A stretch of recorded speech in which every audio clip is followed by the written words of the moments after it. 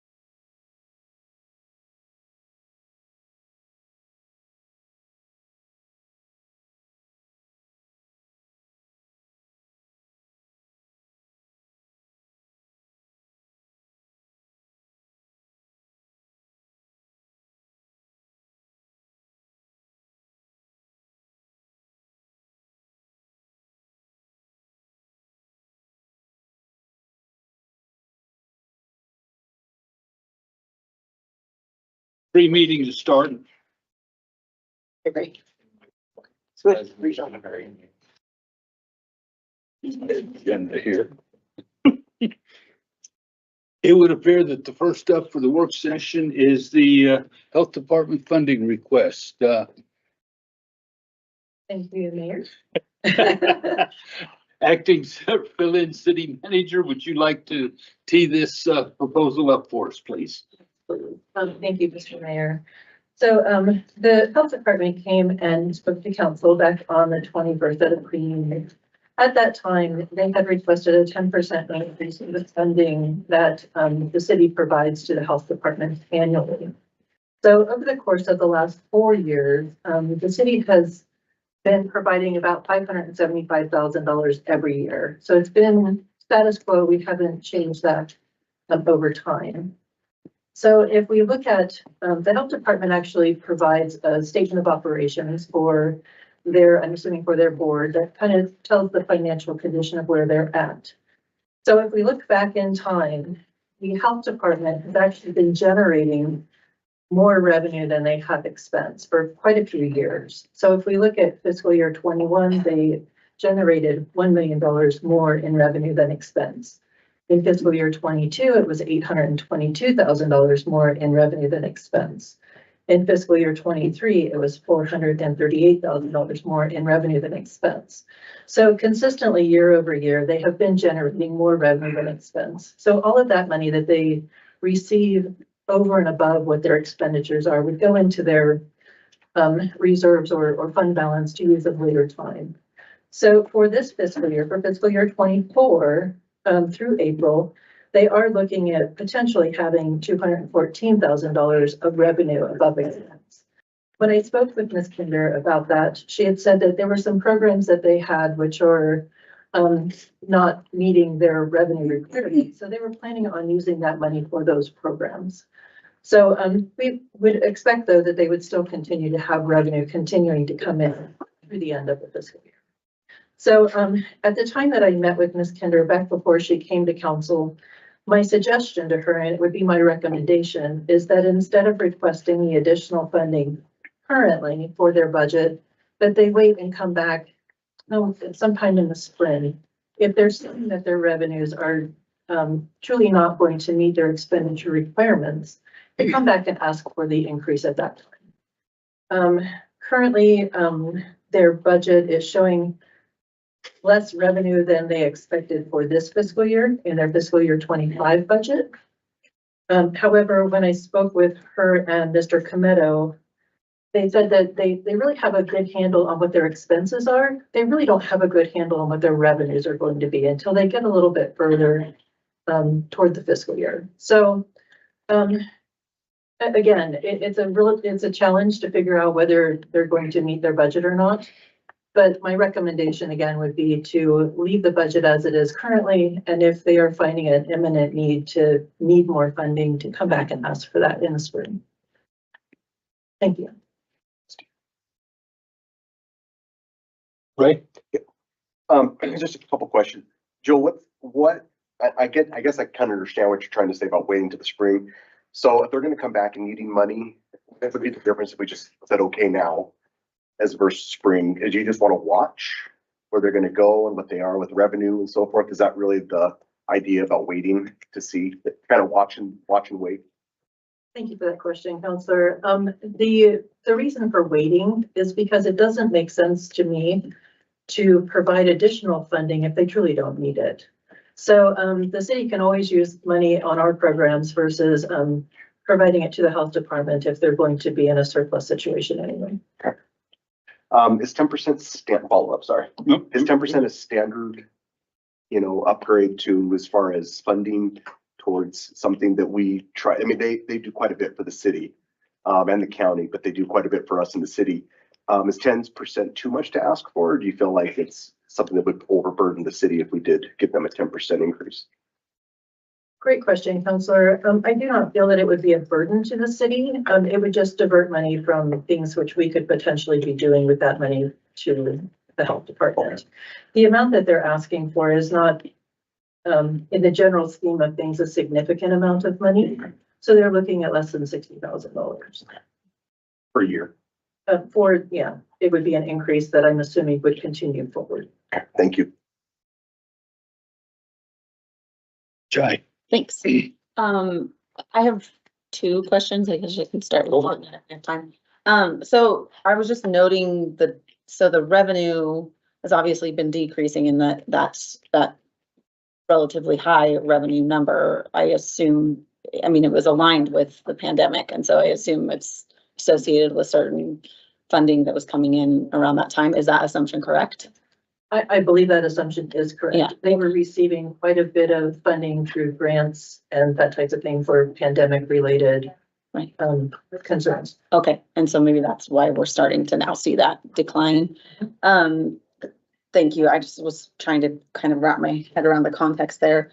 So my second question, I guess, is given what you said about it being a relatively minor increase in terms of funding, I'm just curious what the implications of kind of the wait and see approach might be, or if Anna was able to share any of that with you when she made that request. So the question being, is there an impact on their operations, their services, any of their programs, if we say, you know, we're not opposed, we just want to see what the situation is, versus saying, yes, right now you can have access to this money? Like, does that affect their operation in any way? Counselor, again, another great question. I do not know the answer to that.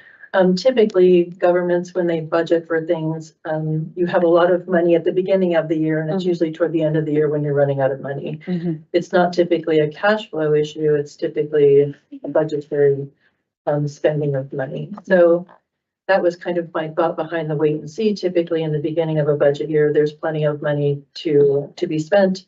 As you get further into the year, if your grants do not come through, or if something happens, you would see that more toward the end of the year than you would at the beginning of the year, in most cases.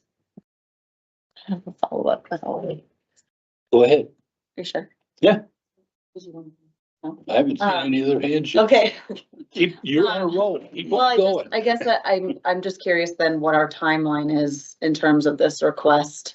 I mean, is there time to understand if there are implications of waiting to see, or in terms of when we need, what is our decision point right now? And then do we have time to get a little bit more information before we say yes or no?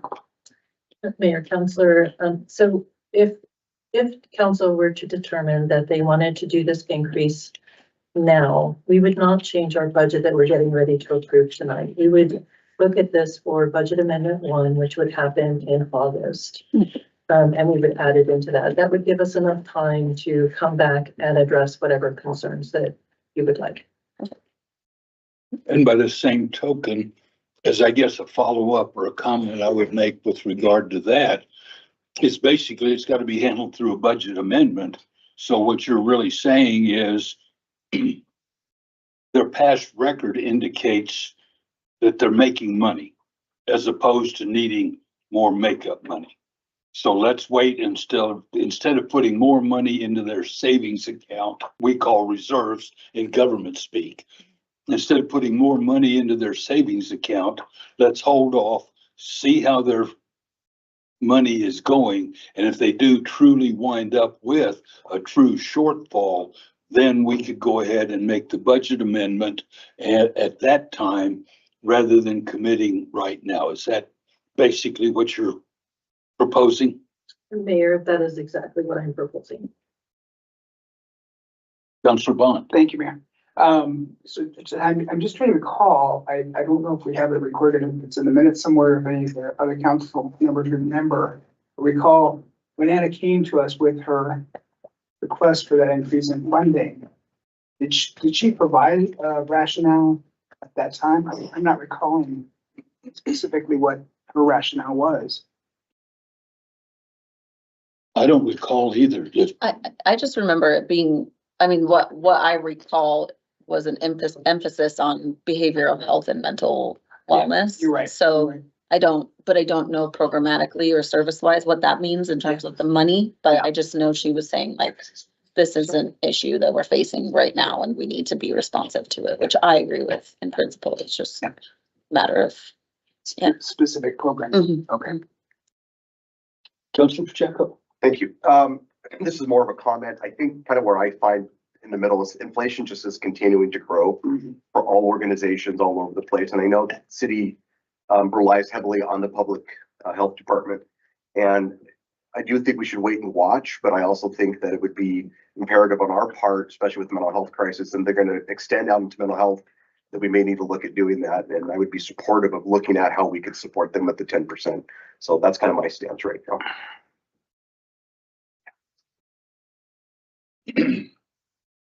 I guess basically, excuse me, if they were to come back with a very specific program along those mental health aspects, I would think that would be very adequate. So I guess that kind of goes along with maybe we wait and see what that program lines up to be. And then, like I said, it's still going to be a budget amendment regardless of when we do it. So to see what their program is going to be, how it winds up being implemented, and if their costs do expand, then we go ahead and pass a budget amendment to help them out. And, you know, I hate to say it, but potentially they may require more than that because the mental health is really a major thing. I'm seeing no other Okay, hands, so. I guess so, just in terms of action, it sounds like we've got until, we've got a little bit of time, but I wonder if we can either ask staff to speak with Anna or invite her to a work session so we can gather a little bit more context around what that might, the implications of what that money would go to. And it just sounds like we need a little more information. Is that? I think that would be very Possible. appropriate, is to go ahead and see exactly what she would spend this money on. And primarily, if it were to implement a larger mental health program or something, I think we would all be behind that. Is that a reasonable assessment? Everybody okay with that? Looks like that would be our path forward. Okay, Mayor, just to make sure that I'm tracking with you. So what we're planning to do is on another work session, we would have Anna come back and talk about the programs that she is proposing and the dollars associated with that. Does that sound correct? Fantastic. Rather than just, I need another 60,000 for whatever. So that's basically what we're asking for. Great. We will get that scheduled. I guess the next thing on the agenda is the Wyoming retirement system. Did you or Mr. City Attorney want to give an introduction, or do we just go with Mr. Swindell and skip everything? There, I think Mr. Swindell can introduce himself and the system very well, so I would propose we just turn over the podium to him. Very good. You're it, Mr. Swindell. My name is David Swindell. I'm the Executive Director of the Wyoming Retirement System. We're a state agency that administers the retirement benefit program for the state of Wyoming, for our counties, for cities, for all the school districts, for almost all the public employees in the state. We have about 36,000 pensioners. We have 41,000 active contributing employees, manage a 10 billion, coming up, Sam, probably 11 billion. Yeah, we'll go with 11 billion. I'm accompanied by Sam Basutti, our Chief Investment Officer, and we invest those funds for the exclusive benefit of the members. We have a meeting tomorrow with the state legislature committee. I had to come up tonight anyway to be ready for that. So we thought this was just a brief target of opportunity to introduce ourselves. This is for information only. You don't need to make any decisions. Just sit back and relax, and we'll get to provide just a couple of points. Personally, I just want to thank the city of Casper for all the years. I grew up in Riverton. I won an appointment to West Point. I served a military career, and after I got out of the Army after 22 years, I got into public finance. I was the chief financial officer for the city of Pocatello for a number of years. It's a city about the same size as Casper. So I have been to literally hundreds of council meetings exactly like this, working with different issues because every city is unique. But all my empathy and sympathy for all the work that you did. I'd also like to mention that the system is governed by an 11-person board. These elected state treasurer and 10 people that are appointed by the governor. One of those people is your city attorney, Eric Nelson, who serves as vice chair of the board, currently chairs the investment committee and serves on other committees as well. So Eric, thank you very much for your service to the board, and I'd like to publicly thank you and for the willingness of the city of Casper to allow him to attend board meetings and do the work for us. It's important. And Eric does a great job. The other thing I would point out about the system is I'd like to kind of make 3 points. And I in your packets, you should have had a handout. I also passed out a colorful little folder with more complete information. These are actually last year's. We update this every July. So the new one's in progress. I'm trying to clear out the cupboard. Yeah, not true, but anyway, we are sort of doing that. And if anybody has any questions or wants to know who to contact, you can also go through Eric, but you can call me and my card is stapled to that. Appreciate the your human resources staff that's primarily responsible for that. Point number 1, WRS has a material financial impact on your community. In the handout, you'll see that last month, we paid $6,403,000 to recipients in Natrona County. There were 2,907 of those recipients. That's on pace for about $77 million a year that were flowing into Natrona County. That's significant. It represents about 4.3% of your total population is receiving a check. You can run some numbers against county income, county wages out of the Census Bureau. You're looking at, 2, 3, 4% of those numbers. In some areas, the state's even bigger. In Fremont County, where I grew up, it's about 3.5% of total county income. We're actually one of the bigger payroll in portions of the state, particularly when you talk some of the rural areas like Fremont and Hot Springs County. But as mayor, it's significant in your community as well. 77 million is a lot of money, and retirees will spend their money. That's how we keep the cafes open in Du Bois. So that's point number 1. We paid out $800 million last year in benefits, and most of that money stayed in Wyoming, about 79%. Point number 2, the pension is important to the public workforce recruiting and retention. In Natrona County, there are about 3,350 active contributing members, the biggest part being Natrona County School District number 1, but the city of Casper has more than 500 employees in 3 plans: public employee plan, law enforcement for your police officers and dispatchers, and Fire B for your paid fire department. That's a lot of people that are working towards retirement. And in addition, we have more participants in our 457 plan, which is a sidecar deferred savings program. I call it a 401k for government. The city of Casper is not a big participant in that. I think that's mostly in your fire department. That's because most of your employees are enrolled in the ICMA RC, now known as Mission Square 457 plan. City of Pocatello had one. I still have money with it. It's a good plan. People do need to save for retirement in addition to the pension. And so that's an important program. But we've got the school district's a big participant. We got another 2,000 people that are working in or investing in our 457 plan. In every survey, in the most recent survey done by the State Department of Administration and Information, or ANI as we know it in the state, the number 1 reason that people said they worked for the state of Wyoming was the pension benefit. The number 1 reason they said they kept working for the state of Wyoming, pension benefit. The recruiting and retention, number 1. Now, sometimes it's number 2. Health insurance is important as a benefit, and some surveys will do that. But I suspect the same thing is true in your workforce. The pension is something that differentiates you from other employers, and your ability to offer that is an important part of your recruiting and retention in your public workforce. And the last point is you should know that the WRS pensions are healthy and sustainable. But we're not fully funded yet. Mostly it has to do with just assuming less future rate of investment returns. And when you do that, it has the impact of increasing your liabilities. And so if you were 100% funded by assuming 8%, We assume 6.8. Now you need a little more money. But we're on track to get there, and we will. The pension is healthy and sustainable.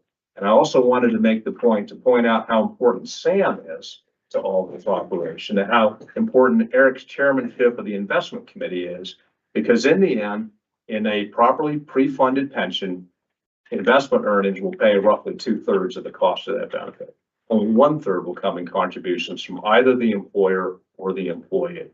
So investment earnings are the fuel that we live on.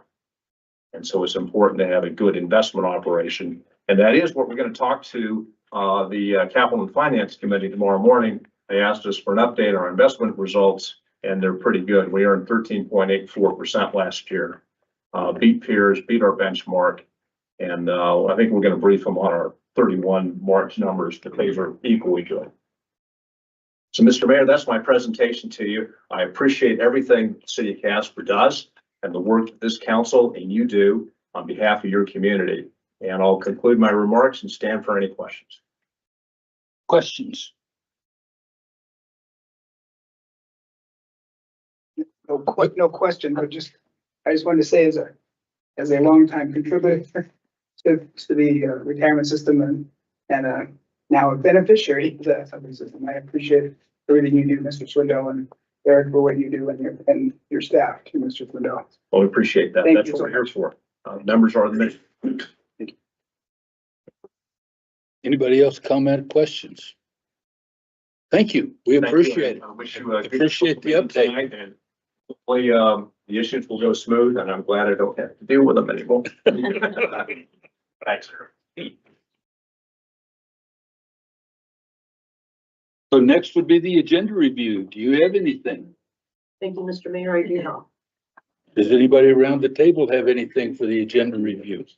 I had it. Sure, let me get them. Sorry. Just, you remind us what there were two items on the consent agenda, number 6 and number 7, about the wireless and the wireless communication facility. I'm assuming that's related to 911 systems, is it? I read it as just they lease land to put their tower on it. Okay, this for Yeah. general use, I see. And the grant from the Governor's Big Game License Coalition, what that would pay for. Counselor, that's actually a grant that we apply for. It's an annual grant. So we apply for that to help with our river restoration. Thank you. That's all I have. Any other questions? Comments? We have about 7 minutes till the meeting starts. Thank you, Jim. Thank you.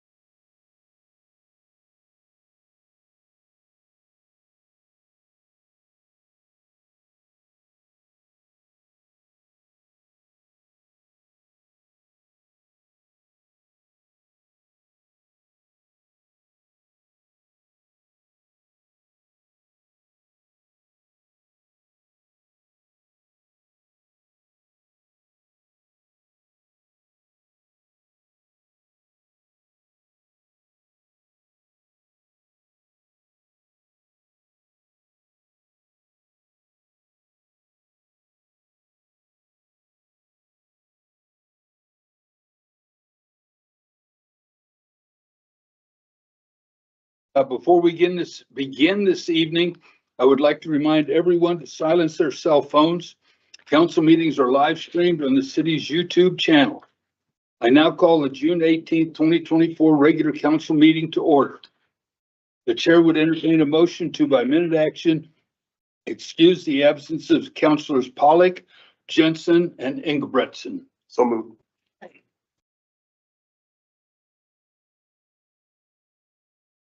All voting aye, Aye. all voting nay. Please record the vote. With all councilors voting aye, the motion passes. Please join me in the Pledge of Allegiance.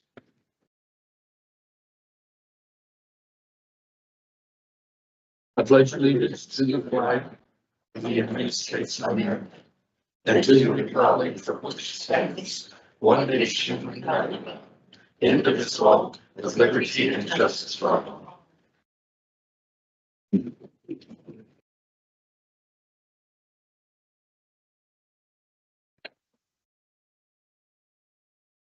Please read the consent minute approval titles. Approving the minutes of the June 4th, 2024 regular council meeting as published in the Casper Star Tribune on June 15th, 2024, and the minutes of the June 4th, 2024 executive session. The chair would entertain a motion to approve the consent minute action items just read. So moved. Second. Any abstentions or nay votes? All voting aye. Aye. Please record the vote. With all councilors voting aye, the motion passes. The chair would entertain a motion to approve by minute action the June 18th, 2024 bills and claims as audited by City Manager Napier. So, second. Any abstentions or nay votes? All voting aye. Aye. Please record the vote. With all councilors voting aye, the motion passes. We would like to welcome Nicholas Whips, Recreation Division Manager, to discuss recreation partnerships with the Community Recreation Foundation and Wyoming Food for Thought.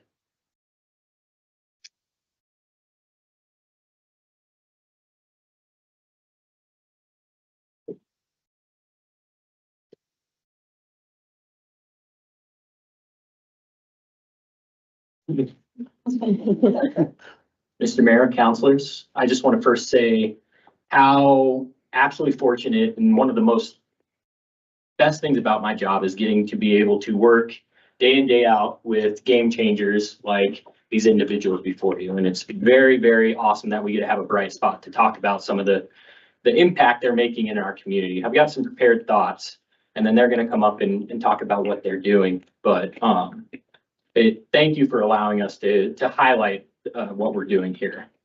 So as you know, the City of Casper Recreation Division is actively seeking collaborations. We're collaborators. We have to be to make change. And with these community partners, we want to support recreation and health for our entire community. That kind of comprehensive, all-encompassing ability to create an environment where people can be their best selves, essentially. And despite necessary rate increases for daily admission at our outdoor pools, which we had talked about and discussed, we're committed to ensuring that our pools, especially Marion Kreiner, which has offered free admission since 2018, remain places that our citizens can enjoy and that are affordable, right? And as such, the Recreation Division has developed a special 3-month pass for Marion Kreiner Pool that allows unlimited admissions to the pool at a child rate of $18, a youth rate of $24, and an adult rate of $34.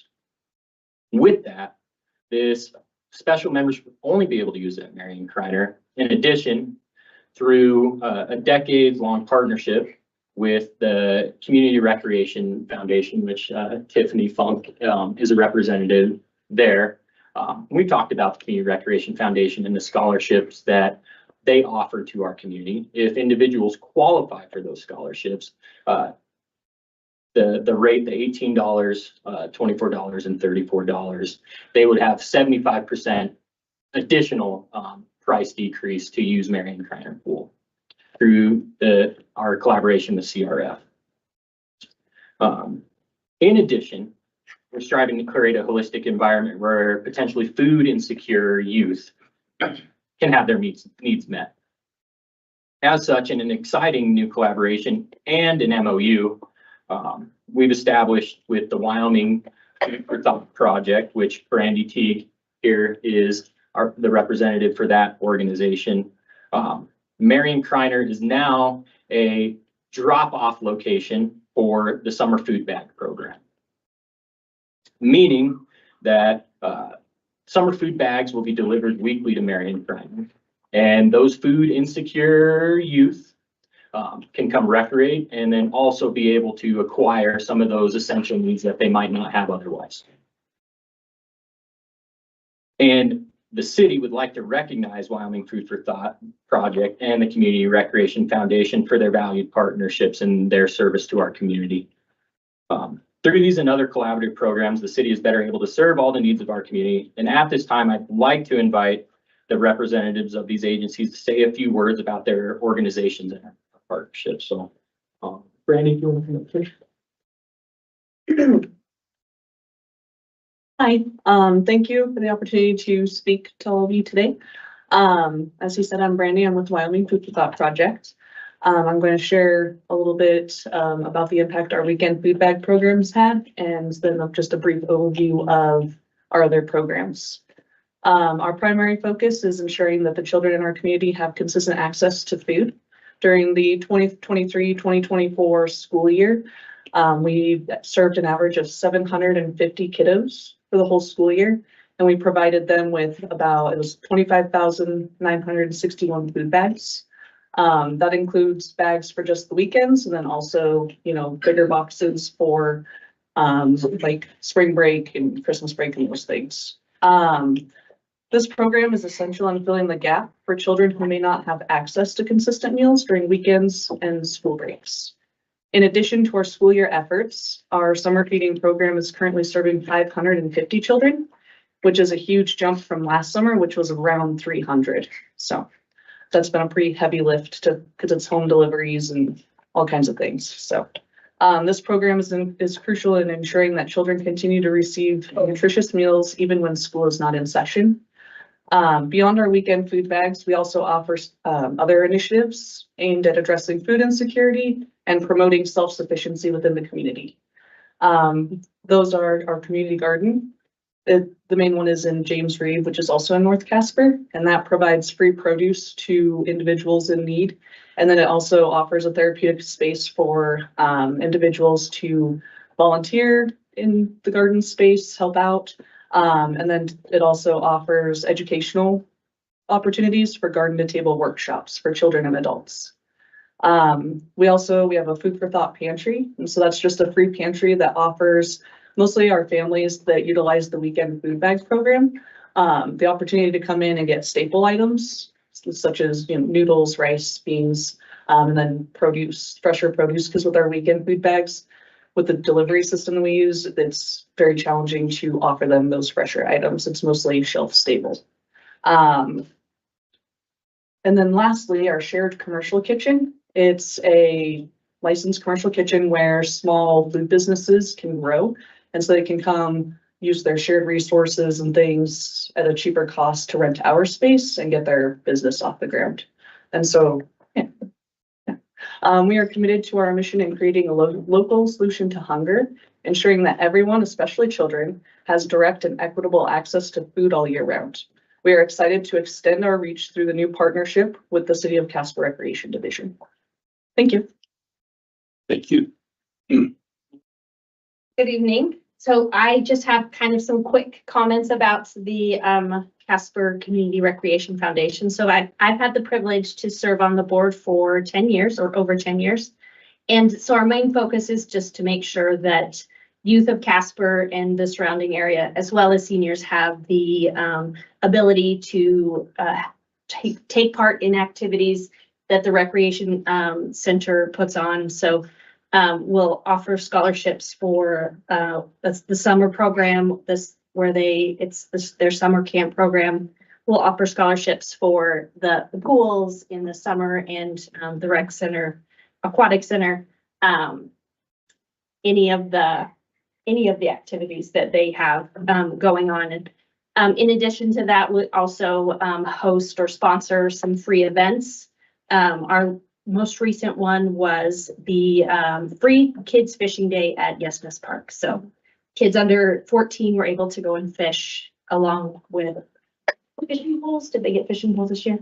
No, No. but they got a lot of other prizes. So we'll sponsor activities like that just to ensure that everybody has some access to some free activities. That's it.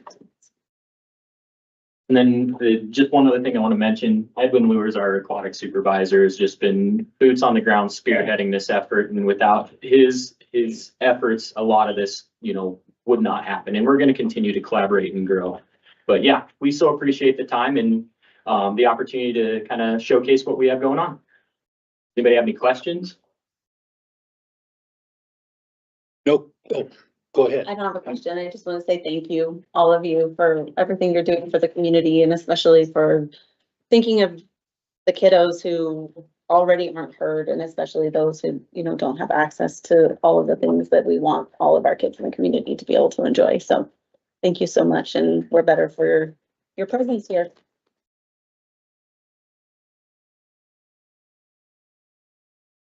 And as a follow-up to that, we love the partnerships you're doing, but also on behalf of the College National Finals Rodeo, I want to thank, and I thanked Salima earlier, thank you as well for the work you did in getting the ball fields ready for the softball tournament on Wednesday.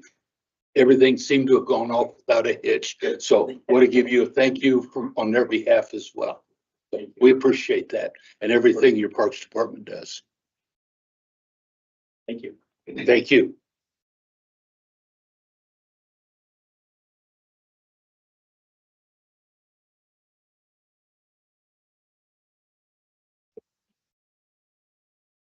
Now is the time we invite anyone in the audience who wishes to speak with council to come forward. This portion of the meeting is dedicated to the public to allow them time to voice their concerns. Please state your name, direct all questions or comments to the mayor. No personal obscenities or threats will be tolerated. Council will not respond to personnel matters. These will be referred to the city manager. Councilors may ask clarifying questions, but if they choose to respond to matters, they will do so during the scheduled council response time following communications from persons present. Presentations will be limited to 5 minutes and no time extensions will be permitted. Please note that public hearings and ordinances each have their own separate comment periods. Mr. Schriftman. Mayor, how are you? The comments I'm about to make are not directed to our wonderful city staff. They are responsive. When I've asked questions, I get a response. My comments actually have to do with the Casper Alliance proposal for the minimum revenue guarantee. And for those that are listening, that is a program of taxpayers' money to shore up if the Delta SkyWest connection doesn't have enough passengers, the taxpayers kick in. One of their main points was that there was an economic study done by the Wyoming Department of Transportation that in one period there was $11 million of economic value. But that study was not part of the 30 pages or so that they included. So something very interesting happened at the last meeting, which was June 4th. I made comments that I was frustrated because I had not gotten this because I wanted to understand more about it. When I got home, I got the study. It's a one-page study. I emailed the chair of the Casper Alliance for some clarification. And unfortunately, I got a condescending email back. Ultimately, I have to say happily, I did get an apology. It was sincere and an offer to meet with the chair and also Glenn, the operator of the airline or the airport. And I did accept that. However, my view is that the citizens should be recognized and nobody should have to go through that just to get information to understand what council is approving.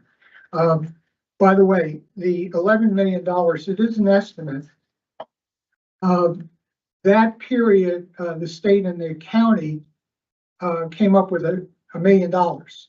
Well, if all of the $11 million was subject to sales tax, that would be about 550,000. So even though there's an economic value, it is a loss to the taxpayers. And I know we're going to get into the budget a little bit later. And my understanding is that there's a guarantee within the budget for that program. So the bottom line is that if I get the honor of serving on this board next year, and I find out that any citizen has been ignored or stonewalled, I will do what I can to stop the funding of that organization till I have assurances that that citizen has gotten their answers, whether they like their answers or not. So thank you for your time. Any questions? Okay. Thank you. My name is Diana Cole. I'm here with my husband Nolan, and I'd like to add, Brian, I'm sorry, I'm so nervous. I've only heard. Thank you, Brandy. Populist, okay? I'll let him do it. Oh, okay. Obviously, I don't need to be the one doing it. You want it. Hi, my name is Brian. I'm here to help out Nolan and his wife here. They had a disaster at their house. The McKinley project that was going on by Pinnacle Plumbing. The city's been involved in it. It's been going on for 2 months. I know I have 5 minutes, but there's a whole lot to talk about. It's going on 2 months. They have tenants that are displaced from their home and nobody wants to take responsibility. I know that the city has done an amazing job. Krista with the city, she's done her part. Amazing lady. We're not here blaming, but looking for answers. The insurance company for Pinnacle, they're saying they're not responsible. The city's not responsible. They've never had a loss in their house. Their whole entire basement had 2 inches of standing sewage in it. And they have displaced tenants out of their home. Don't know what to do, where to turn to. They're running out of options. Nolan had surgery. He can't do it. He tried doing it and he started bleeding again. So I told him, stop. I made some phone calls and I was advised to bring him here to the council, see what, the council has to say, what can be done, who can move forward with this, what are some options, just anything that they could move forward instead of Nolan doing it himself. Unfortunately, Nolan and his wife didn't know about this water and sewer backup. I asked them the question. They don't have that on their policy. I'm sure they will, after this whole mess is done. But that's here nor there. So just kind of crunched it in here real quick. I have Krista's notes here, and it's public record over at the city of Casper also. And Krista, she's just been the city of Casper guys, hands down. They've been wonderful, documenting. But what can we do to move forward to get these people, their home back? Basically, I will ask one quick question, and then once we get all of the public comments, we will respond to these items, okay? So they need to wait here? Just a few, well, depends on how many people want to speak, okay? But they don't have to wait till the end of the meeting. Absolutely. Okay? But, yeah, basically, I will address that once we get through all of the comments. Because once we get through all of the citizen comments, then there will be a time for council response to the public comments, if that is okay. That's perfect. Very good. Oh, she has a clarify. Just to clarify, I'm sorry, I'm not exactly sure. Can you tell us the location, which project you're speaking about? 1715 South McKinley Street 17. in the basement. Pinnacle Plumbing was doing the excavation in the street. Okay, Word hearsay, don't know the truth. I don't know the facts of it. I was told that he didn't have the actual proper insurance to do that project in the street. okay. They did a flush. When they did the flush, it was just the whole, I mean, I'm sure everybody was on the news. Everybody's heard about it, you know, where they had the road shut down forever. They did a flush, and when they did the flush, it backed up.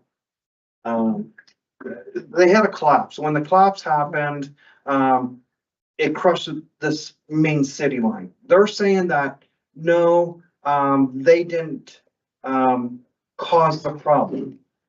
The side sloughed off, okay? When the side sloughed off, it collapsed the city main. That's written in the report. During the investigation, when the city was doing all that, they found that the excavator, and it's noted in the report also, the excavator that was digging hit the pipe. That's noted in there. But they're still not taking responsibility. When they finally got things going and did a flush on it is when their house was affected and pushed 2 inches of sewage back up in the entire finished basement. So we're talking kitchen, we're talking bedroom, we're talking living room. Right now, all kitchen is affected. Kitchen comes out, all flooring comes out, 2-foot flood cuts on all the walls. I mean, it's a disaster. And Nolan, how old are you? 75. 75 years old. They want him to do it himself. I need to come and speak for Well, I him, you know? think what it is the city is fighting with Pinnacle about who's responsible, and we're just sitting here waiting. And we're not hearing anything from anybody. Never talked to Pinnacle, they never called us, they never came over, never talked to us. And the gal that's up there in Cheyenne, she's, her name is Samantha, very nice lady and everything, but she says the engineer has to look at everything. That was 3 weeks ago. How long does it take an engineer to read it? You know, even 5 pages and stuff. So I think we're just being drug along. And it's like the city and Pinnacle and insurance company and Diana and Nolan. And he can't do it all. Okay, thank you. Thank you. Thank you.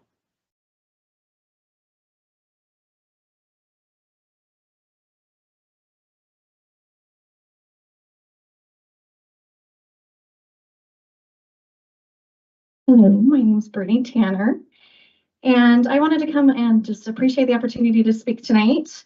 My comments are in regards to the new Kensington subdivision that is supposed to be discussed this evening. I do live in that neighborhood, and so I have personal experience with this area. I have 3 young children, and we walk to Summit quite often. They go to school at Summit, and Madam, you said this is with regard to the Kensington Kensington, is that the right name? There will be a special hearing just for that, Okay. which is when you should come up and Oh, perfect. bring that up. Because there will be a time for,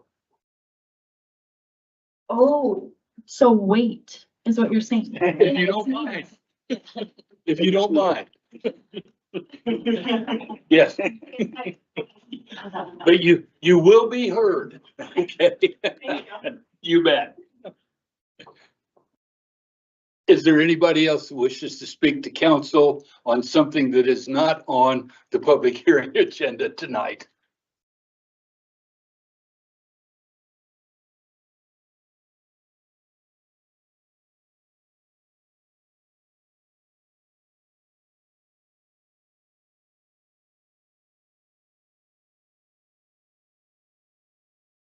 The council.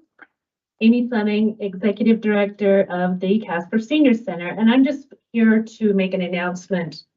We don't need to even discuss it quite yet. I just want to make sure that everyone understands, particularly the city, You've obviously all heard about the proposed senior district, and we are having our first town hall Thursday night, 6 o'clock at the Casper Senior Center. That is the opportunity to learn what, who, how, what, why, and when. So I just wanted to make that announcement. Okay. Okay, thank you. Yes, sir. Since I was the big horse race winner this You year, and since I will not be on council next year, will I be invited back to defend my championship? Absolutely, every one of you. Kyle, yourself, Ray, who else am I doing? Zelina, please, you're all gonna get an invitation. Like I said, I will not be on council next year, so, You'll still be invited, okay. I just wanted to make sure I got a chance to defend my championship. as you should, and buy another hot air balloon ride. There you go, absolutely. Thank you, Mayor. Thank you. Anybody else would like to speak to council? At this time, it is time now for, would any councilors like to briefly respond to the matters brought up by the public during communications from persons present? Sure. Want to apologize to Miss Tanner. I advised her wrong, and when to come down, she called me. She's from Ward 3. Said, I need to speak about something, and I kind of said, come down during public hearing. I should know better. I'm a veteran here on this, so I apologize. Thanks, Brett.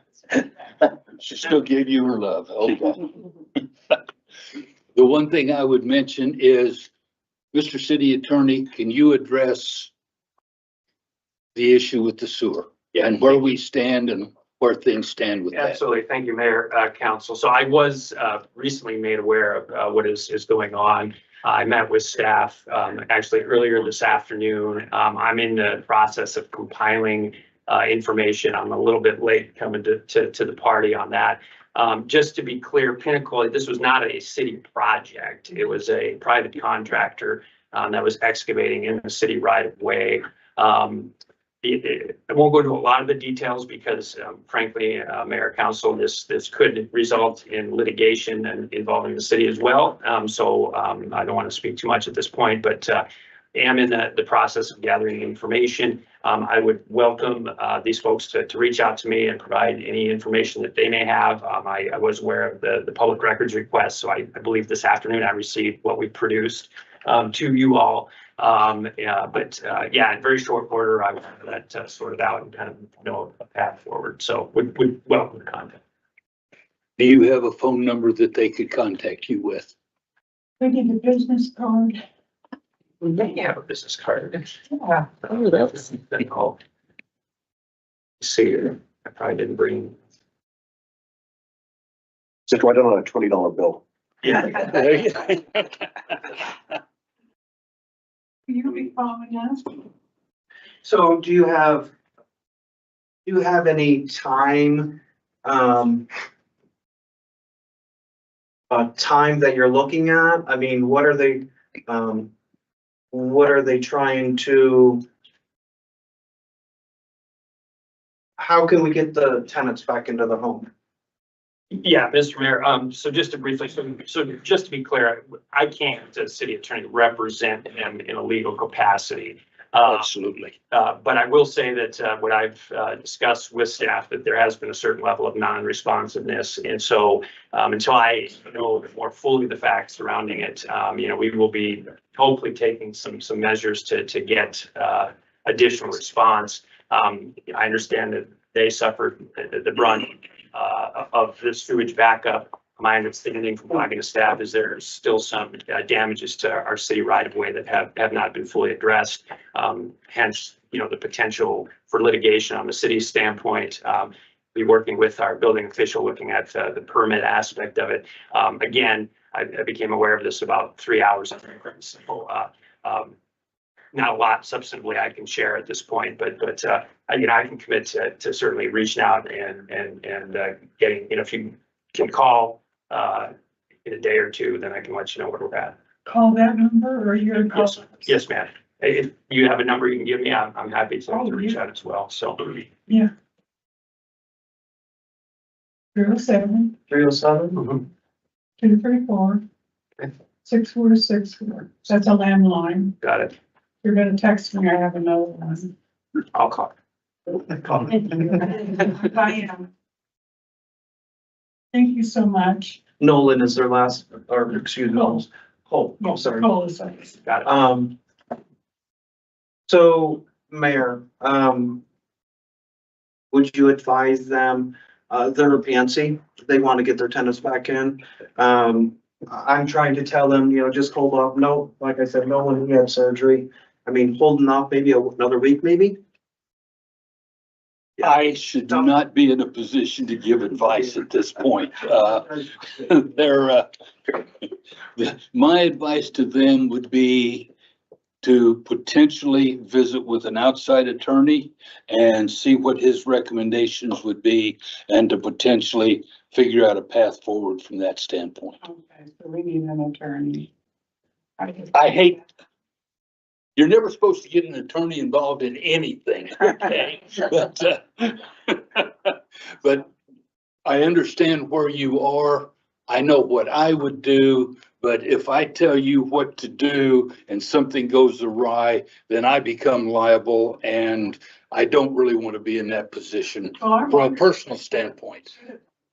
Because, because that is outside of my scope as the mayor to give you advice on what you should do. Yes, we're just waiting to hear from the gentleman over here first, and then we'll just go from there. Yeah.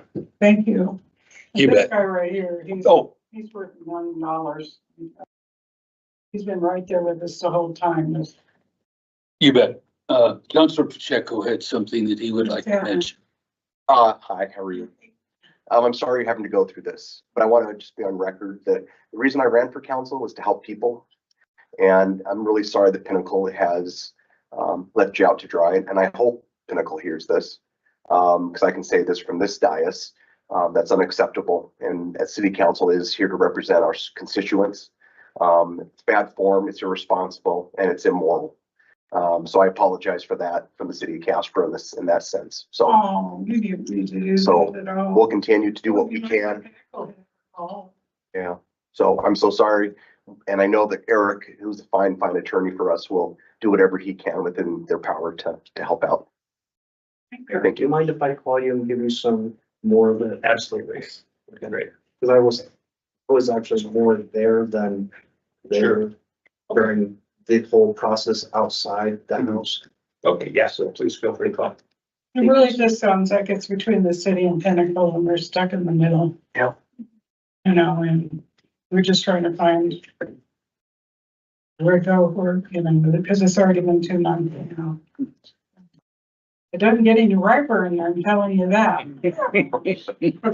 I would imagine, and I would reiterate Councilor Pacheco's comments about we are sorry that it is taking this long, and we will try to, as we can, put pressure in the places to try to get this resolved. Yeah. Because without the people like you, what we do for, we wouldn't know where to go. And Brian is someone that told us what to do and where to go, and you bet. He's just been here, he's just a gold mine. Appreciate you helping them out as well. Forever, you'll be my angel. Thank you. Thank you. Thank you. Thank you. Thank you, sir. What was your name again? Eric Nelson. I know. Thank you. That's my grandson. Thank you. I don't run over anybody. I thought we're alone.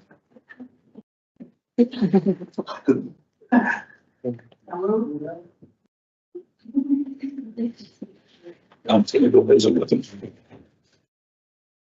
Any other comments about anything? Okay. We are now heading into the public hearings portion of our meeting.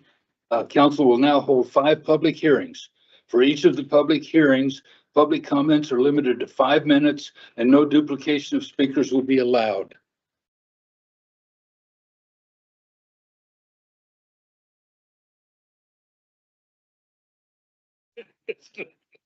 I forgot it was on the table instead of on the counter. I now declare, make sure everybody's awake. I now declare the public hearing open for the consideration of a resolution adopting the proposed City of Casper municipal budget for fiscal year 2025. Mr. City Attorney, do you have any exhibits? Thank you, Mayor. I do. Exhibit number 1, correspondence from Jill Johnson to J. Carter Napier dated May 29th, 2024. Exhibit number 2, Casper Star Tribune, proof of publication published on June 6th, 2024. Thank you, Mr. City Attorney. Acting City Manager and our CFO, very appropriate. Do you have any comments to report? Thank you, Mr. Mayor. I do. So tonight is the accumulation of many meetings and many discussions and many things that bring us to the time where we are looking to get our fiscal year 25 budget in place. So staff began working on the proposed budget back in December of 2023. It seems so long ago. The summary budget was proposed to the council at the meeting on May 7th. Following that, we had a work session discussion, and that was on May 28th. And finally, we did put the proposed summary budget into the meeting minutes of the June 4th meeting. In the fiscal year 25 budget is requesting expenditure authority of $193 million. We will offset that with $201 million worth of revenue. The biggest expenditures for the city are usually personnel and capital. So between the two of those, we are looking at $45 million for capital that we will invest, and another $61 million that we will invest in our human resources. So with that, that is my report. Thank you very much. Council will now listen to public comment. Public hearing comments are limited to 5 minutes with no duplication of speakers will be allowed. Really? They still put that in there. Okay. At this time, I would like to ask those individuals who wish to speak in favor of a resolution adopting the FY25 budget, please approach the lectern. Okay. At this time, I would ask those individuals who wish to speak in opposition to the resolution to please approach the lectern.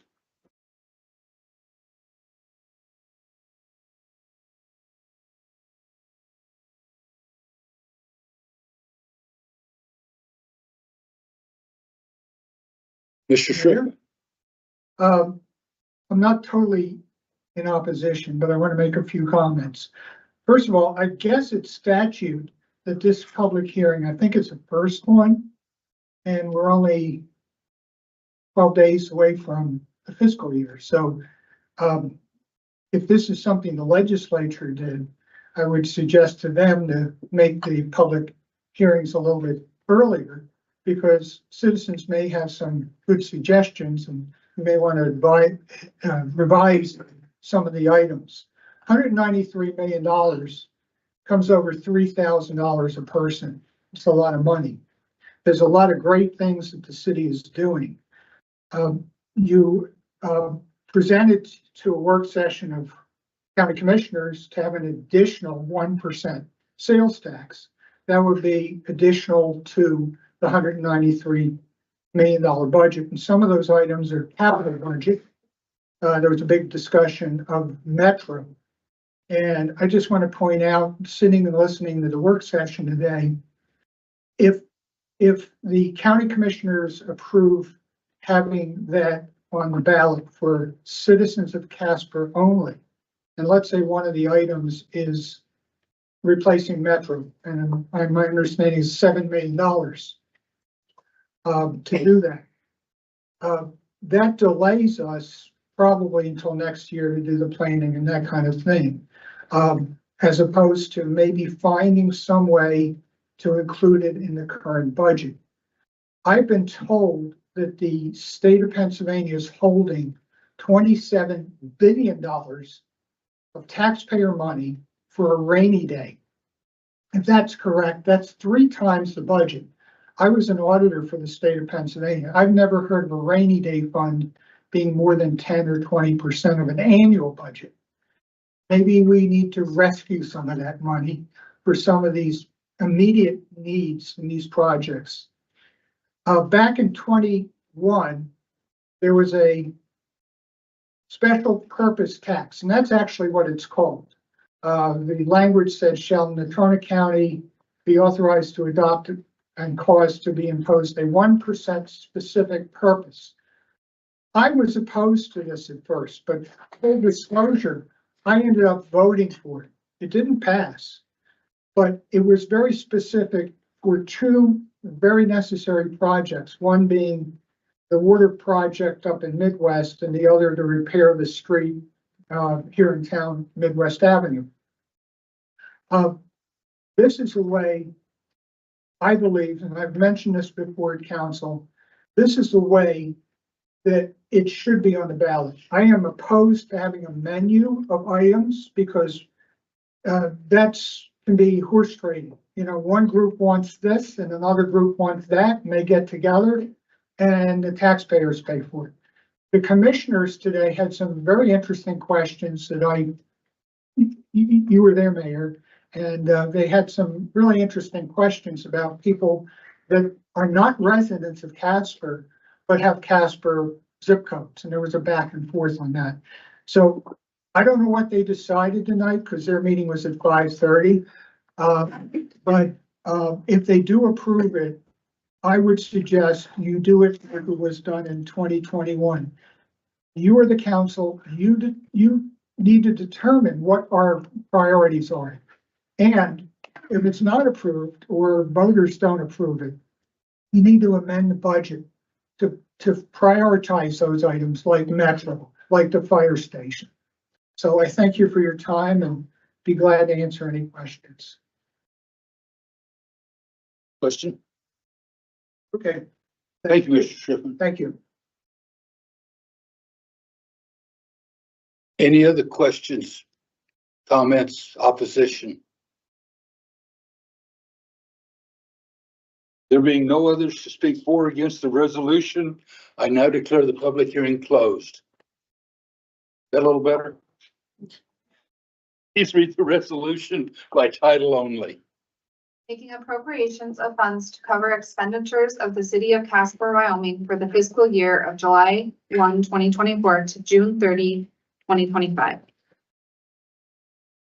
The chair would entertain a motion to adopt the resolution just read. So moved. Second. Discussion. To start right off with, the county commission approved our ability to go forward with the 6 cent. Carter texted Ray that it passed the commission. So to let everybody know, that's where it stands. There will be a 6 cent on the ballot this fall. So that was my opening comment for that. Now, who else has a comment? Kyle. Thank you, Mayor. Councilor Cameron, sorry. Get it right. I'm still working on it. I don't have a comment necessarily on the resolution, but more so just in response to Mr. Trippin, just to provide some extra additional information in regards to Metro. Hopefully you'll be pleased to see that our July 2nd meeting, we are authorizing a contract for Animal Arts Design Studios for a needs assessment, which is the first piece that we need in place to determine whether our current facility as it stands will be, whether it's eligible or would make sense to rehab or whether we build new. I think the consensus is that we're going to be recommended to build new. But that is the first step we need in the process. And then, we'll tackle design and construction and stuff at that point. 6 cent ballot would certainly help that because $7 million is tough to carve out of a $193 million budget. And then just in regards to the perspective on the 6 cent, as far as whether it should be a kind of a la carte option or all at once, I can appreciate your perspective. My guess is a lot of folks, have differing opinions on how it should be. I personally am a fan of the a la carte. We got a lot of feedback after the specific purpose tax that folks would have liked to have had the option to vote for one or the other. I can't speak for the rest of council, but all the feedback I received was that there was a desire to have those items split apart. And that's just my personal preference, but certainly if folks, I'm sure there's a diversity of opinion on that, and I welcome that, especially as we continue discussing it and in light of the mayor's announcement that, it sounds like we got thumbs up from the county commissioner. So I'd encourage anyone in this meeting, or watching online or otherwise to reach out to us and let us know what your thoughts are so that we can, be fully informed when we're kind of ironing out the details of that. But that's all I have. Thank you. Anybody else, any comments? And along with that, about the 6th cent, you will be, as the citizens of Casper, you will be voting on it at the general election in November. This will not be a special election. It will be on the November ballot. So, and it's just strictly for the citizens of Casper that will be voting on it. So I wanted to pass that on so that that word gets out to everybody. Any further discussion? Any amendments? All voting aye? Aye. Please record the vote. All counselors voting aye, the motion passes.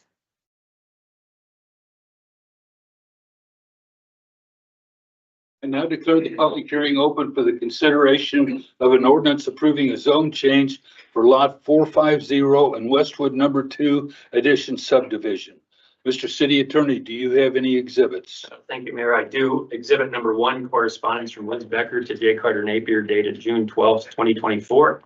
Exhibit number 2, Casper Star Tribune affidavit of publication published on June 4th, 2024. Acting City Manager, do you have any report? Thank you, Mr. Mayor. I do. So this is a request by the owner of this property to reclassify the zoning on their property. It is a piece of vacant land. And according to our comprehensive land use plan and the future land map, the property is kind of right in between 2 different zoning classifications. So the owners of this property would like to be able to put a drive-through coffee shop on it, and it is currently not zoned to be able to do so. So this did come before the Planning and Zoning Commission, and they did vote to move this forward on May 9th. So with that, that is my report. Thank you very much. At this time, I wish to ask the people who wish to speak in favor of the proposed ordinance to please approach the lectern.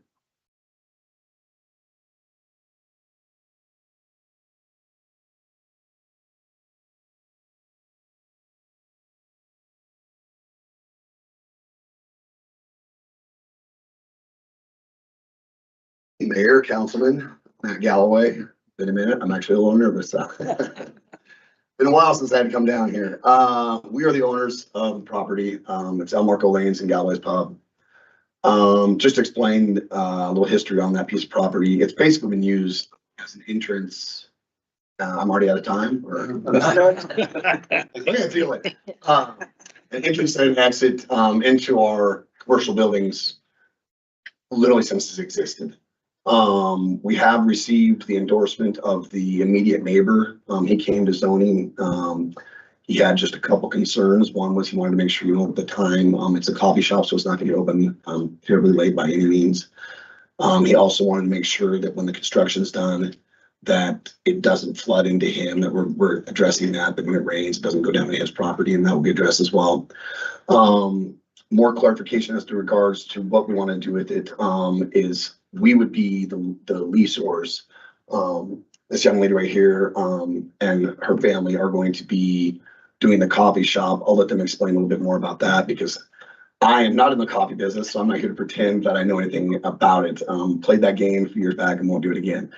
So yeah, I'm happy to answer any questions you guys may have regarding the property. In my humble opinion, I think it's probably been being utilized as commercial all these years anyway. It wouldn't be a viable spot to build a home. We looked at that a few years back and it's right on CY Avenue right there. It just wouldn't make any sense for me for it to be a residential venture for us. So this is the next move we'd like to see happen. So You guys have any questions of myself before I turn it over to the coffee shop? Nothing whatsoever. Time to Okay. turn it over. Okay, turn it over. Hi, how are you guys? I'm Mariah Geis, and I'm the shift manager at Buffalo Bean and the proud granddaughter and daughter of the owners. And basically, yeah, we're just looking to open up a drive-through. We have a walk-in, and we just have some customers that are like, please drive through, please, please, like that's all you're lacking. And so, you know, that was one of our goals from the beginning. So we're just hoping, you know, to get this put through so we can get some locals working for us and serve our local people. So yeah, do you guys have any questions for me? Looks like we're good. Thank you. Good. Are your comments in favor or in opposition? In favor. Okay. I'm Andy Murray. I live at 2045 Fremont, which is gonna be their next door neighbor, Yes. and they have my blessing. Thank I'd you. rather have a coffee shop than an old dirt lot. Thank you very much. I know we appreciate that, and I'm sure they do as well. Thank you. Any other people to speak in favor? At this time, I would ask those individuals who wish to speak in opposition to the proposed ordinance to please come forward.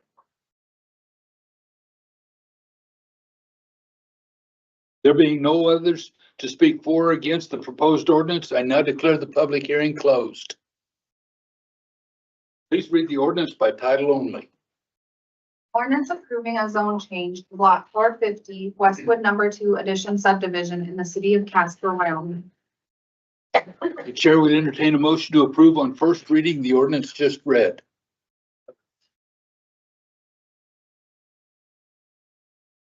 And who was the second? Randy, okay. Any discussion by council? I just have a comment. To the young lady right there, Mariah, sorry. Thank you. How old are you? 20. Did you graduate Kelly Walsh? Yeah. So, just want to say thank you for putting that time and effort in it, having a young entrepreneur come in and do that. We need more people, doing those types of things, your age and going out and doing that. So I appreciate you for doing that and investing your time, and your energy and money into that. So. Thank you. Yeah. The wind.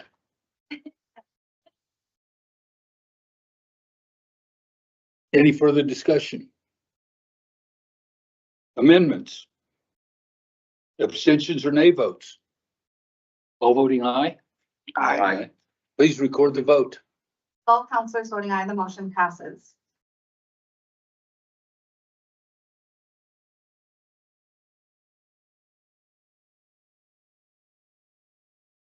Now declare the public hearing open for the consideration of an ordinance approving a final plat creating the Kensington Heights Addition Number 5 subdivision.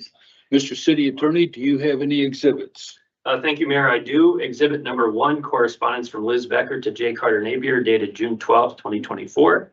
Exhibit number 2, Casper Star Tribune affidavit of publication published on June 4th, 2024.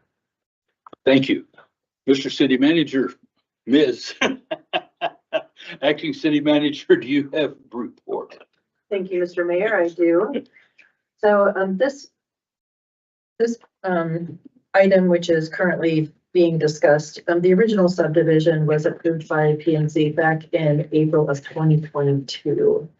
At that time, they had 1 year to actually file the plat, which was not done. So it came back to the P&Z board, which did approve it to move forward back in May of this year.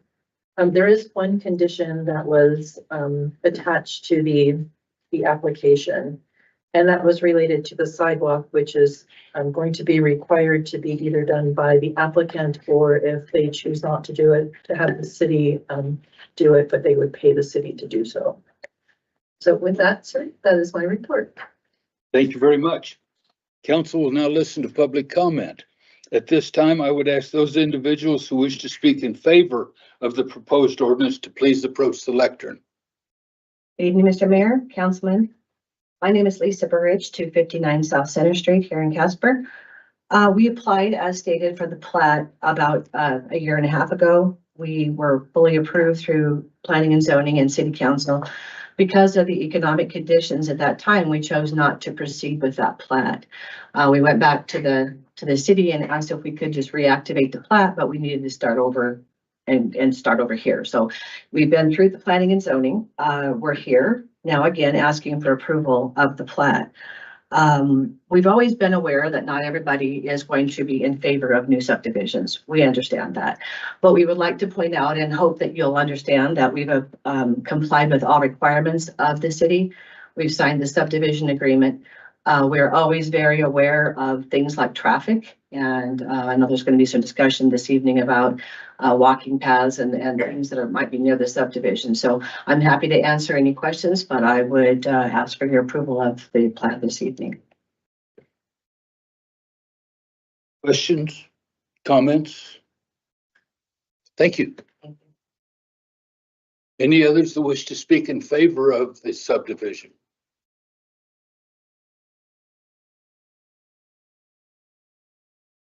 Deja vu. I'm Brittany Tanner. And you're in favor? I actually am in favor. Okay. Yes. I just have to bring up a couple concerns in favor of, I think it's great. A new subdivision, we would welcome new families. I actually live in this neighborhood across Wyman Boulevard, and we love families coming into the neighborhood. I think it's great. I do have 3 young children, and we go to Summit, so we walk across Wyman Boulevard quite frequently. That intersection at 21st and Wyman Boulevard is ridiculously busy. Pickup and drop off for Summit is out of control. And not only is it Summit's traffic that's there, but also Centennial. Not to mention there's a new commercial complex right there, Jump Craze, that has yet to be filled. So there's, I think, 4 tenants that are not filled yet. So the traffic is just going to increase in that intersection. So I come tonight just as a mom, a concerned mother. We will not be using that crosswalk if there's more traffic without another plan for where we can walk. So I am just proposing an idea. An overpass right there would be fantastic. I know that that is a big ask for the city. I don't even know if it's city or the county, but I do know that the city has a plot of land that is up on 21st that was actually zoned originally for Fun Valley Park, I believe. And I'm not really sure what is happening to it now, but it would be a great spot for a small parking lot where parents could come pick up children that have crossed the overpass. And so I think that the overpass would do 2 things. Number 1, keep our kids safe, but also encourage people to be more fit and healthy in the community. Because that commercial complex is right there, I do feel like if there was an overpass that would increase exercise and walking in our community. I feel like I'm a big advocate for health and wellness in this community, and I think that will help for physical and mental health if our pathways and our walkways are more available for the public. And then the other plot of land, there is quite a bit of space up there. So it would be great if there was some more walking paths up there or a small dog park. I mean, it could be very organic. It's a very organic spot, but there is some room that would be, I would encourage you to look at. Thanks. Thank you very much. Any other public comment for? There being no further to speak in favor of, at this time, I would ask the people to speak that wish to speak in opposition of the proposed ordinance to please approach the lectern. Speak in opposition. There being no further speakers for or against the proposed ordinance, I now declare the public hearing closed. Please read the ordinance by title only. Ordinance approving a plat creating the Kensington Heights Addition Number 5 and the associated subdivision agreement. Chair would entertain a motion to approve on first reading the ordinance just read. So moved. Second. Any discussion by council? Councilor Gamble.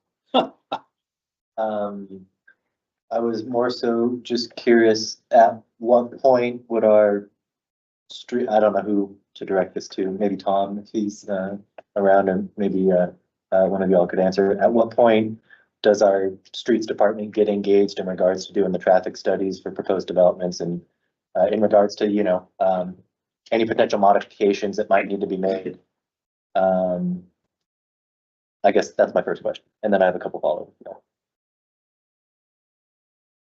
Mr. Mayor, Counselor, I cannot answer that, but certainly it's a sort of move forward to second reading. We could have that answered to by that point, surely. So, okay. Yeah. Could I beg to Mr. Brower to potentially?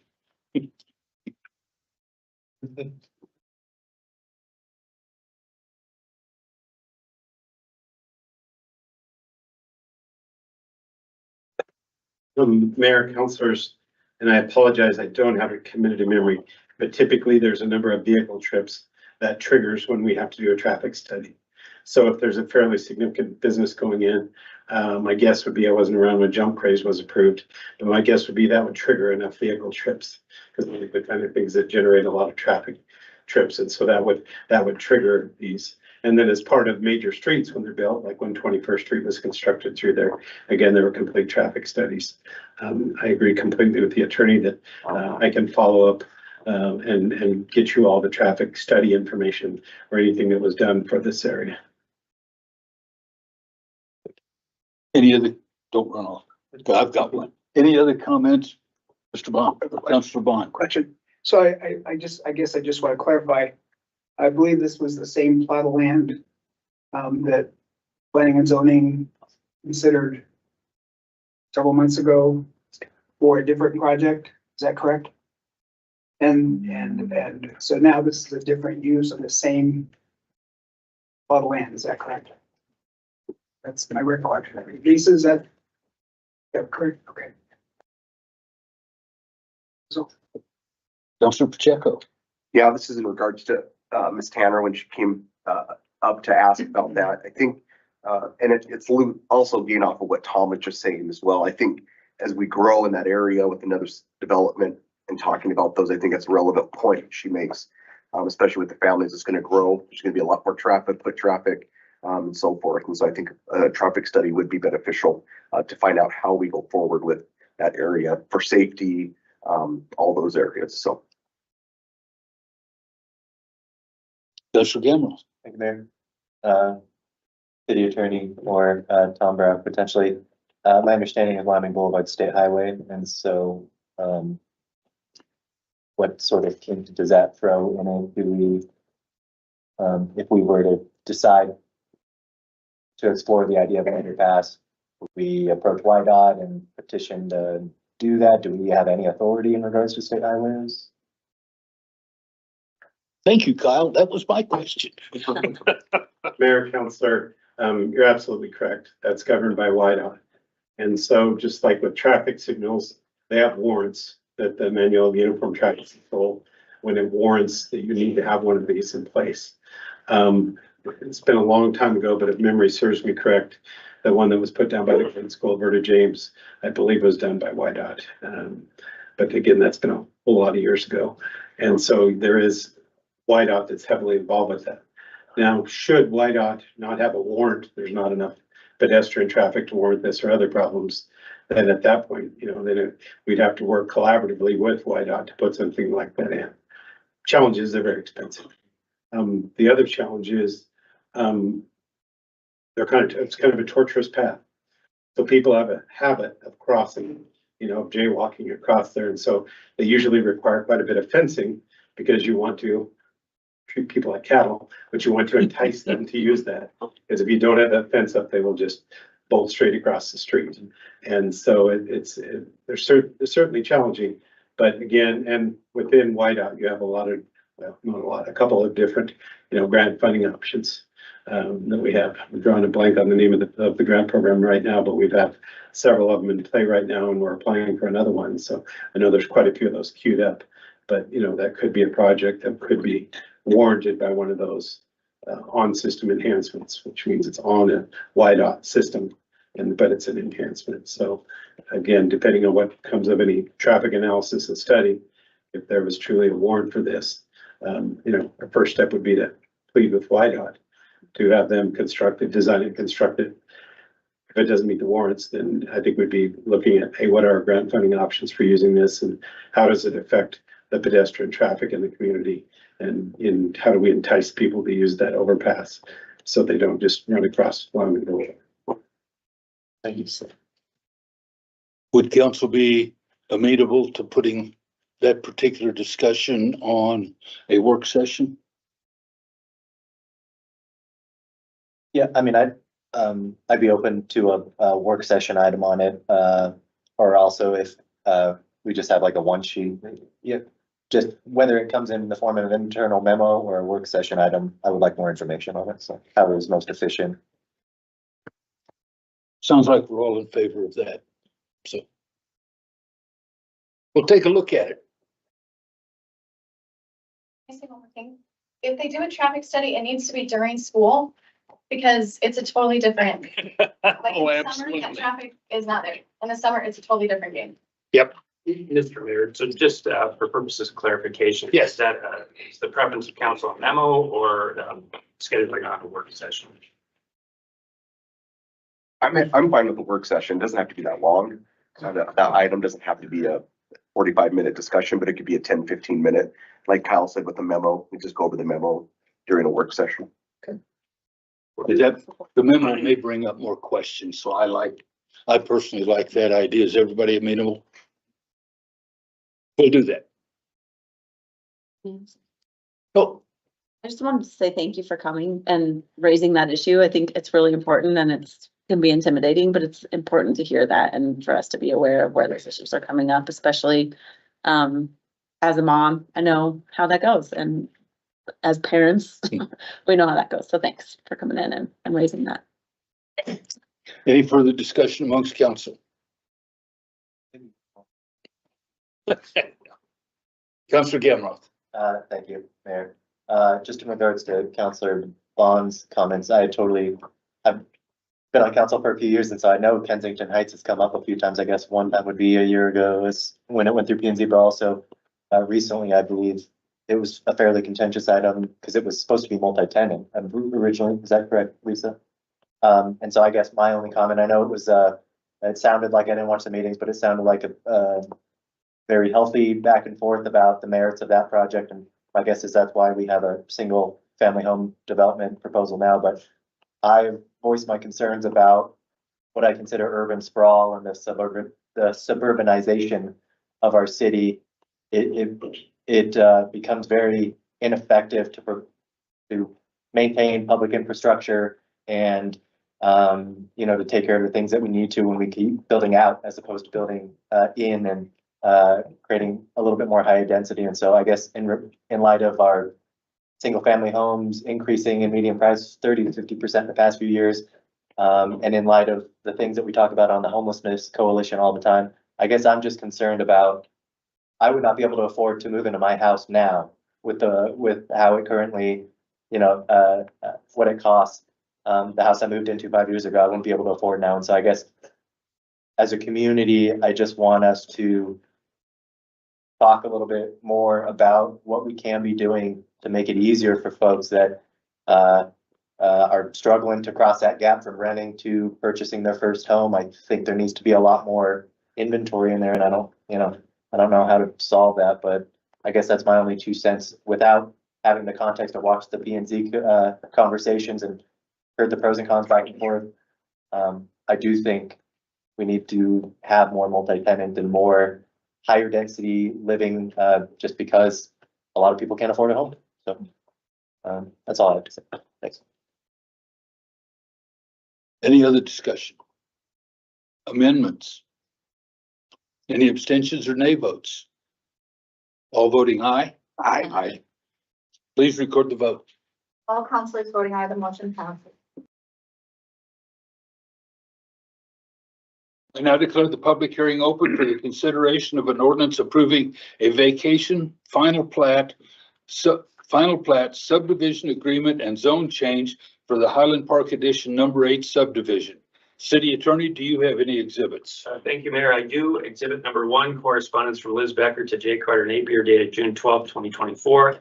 Exhibit number 2, Casper Star Tribune affidavit of publication published on June 4th, 2024. Acting City Manager, do you have a report? Thank you, Mr. Mayor. I do.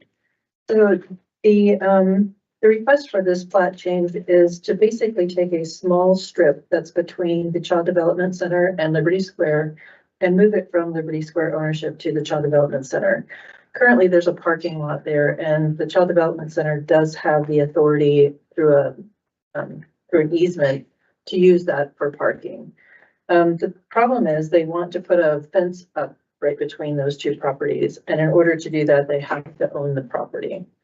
In order to, again, put that fence up, they need to change that zoning as well. So this did go to P&Z, and it was heard on May 9th, and the P&Z board did go ahead and vote to approve it. And that is my report. Thank you very much. At this time, council will now listen to public comment. This time, I would ask those individuals who wish to speak in favor of the proposed ordinance to please approach the lectern. Hi, I'm Kim Summerall Wright. I am the Executive Director of the Casper Housing Authority, and we own Liberty Square Apartments. I've talked to you guys before about what a rich history that property has, how exciting it's been to develop it. What I haven't talked to you about is that there's an enormous amount of easements on that property. And so it's sitting there for a specific reason, not to move over into those easements. The one, of course, being the Child Development Center's parking lot. What we discovered very quickly, we did our parking study on Beverly and on 12th and all of that, but we didn't realize that there was going to be so much traffic right at the edge of the property. And so they were very concerned about children just running out into the parking lot and into that traffic, because when they drop off, there's a huge amount of people, which is wonderful that they're using that service. But at the same time, all you have to do is just step right off and you're in that property. And so what we wanted to do, of course, was to be good neighbors and find a solution that worked for both of us. And so the best thing was to make sure that they own their parking lot, and that way they can do whatever they feel is necessary to protect the property. We feel really comfortable with having a fence there so our kids are not running across in front of cars. And so we just came up with this solution and really felt it was the best for everyone. Thank you very much. Any questions for Ms. Summerall Wright? Thank you. Anyone else to speak in favor of the ordinance? At this time, I would like individuals who wish to speak in opposition to this change to please approach the lectern. In opposition. There being no other speakers for or against the proposed ordinance, I now declare the public hearing closed. Please read the ordinance by title only. An ordinance approving a plat creating the Highland Park Addition Number 8, the associated subdivision agreement, and a rezone of proposed Lot 1, Highland Park Addition Number 8. The chair would entertain a motion to approve on first reading the ordinance just read. So moved. Second. Discussion. The only comment I would make is I appreciate the foresight between you and the Child Development Center to try to keep the kids from your development out of harm's way on their parking lots. So I want to commend both organizations for working together and coming up with that solution. So thank you. Any amendments? Any abstentions or nay votes? All voting aye. Aye. Please record the vote. All councilors voting aye, motion passes.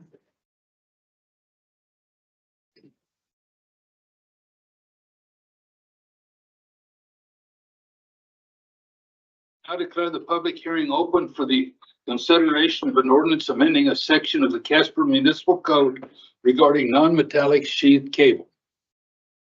Mr. City Attorney, do you have any exhibits?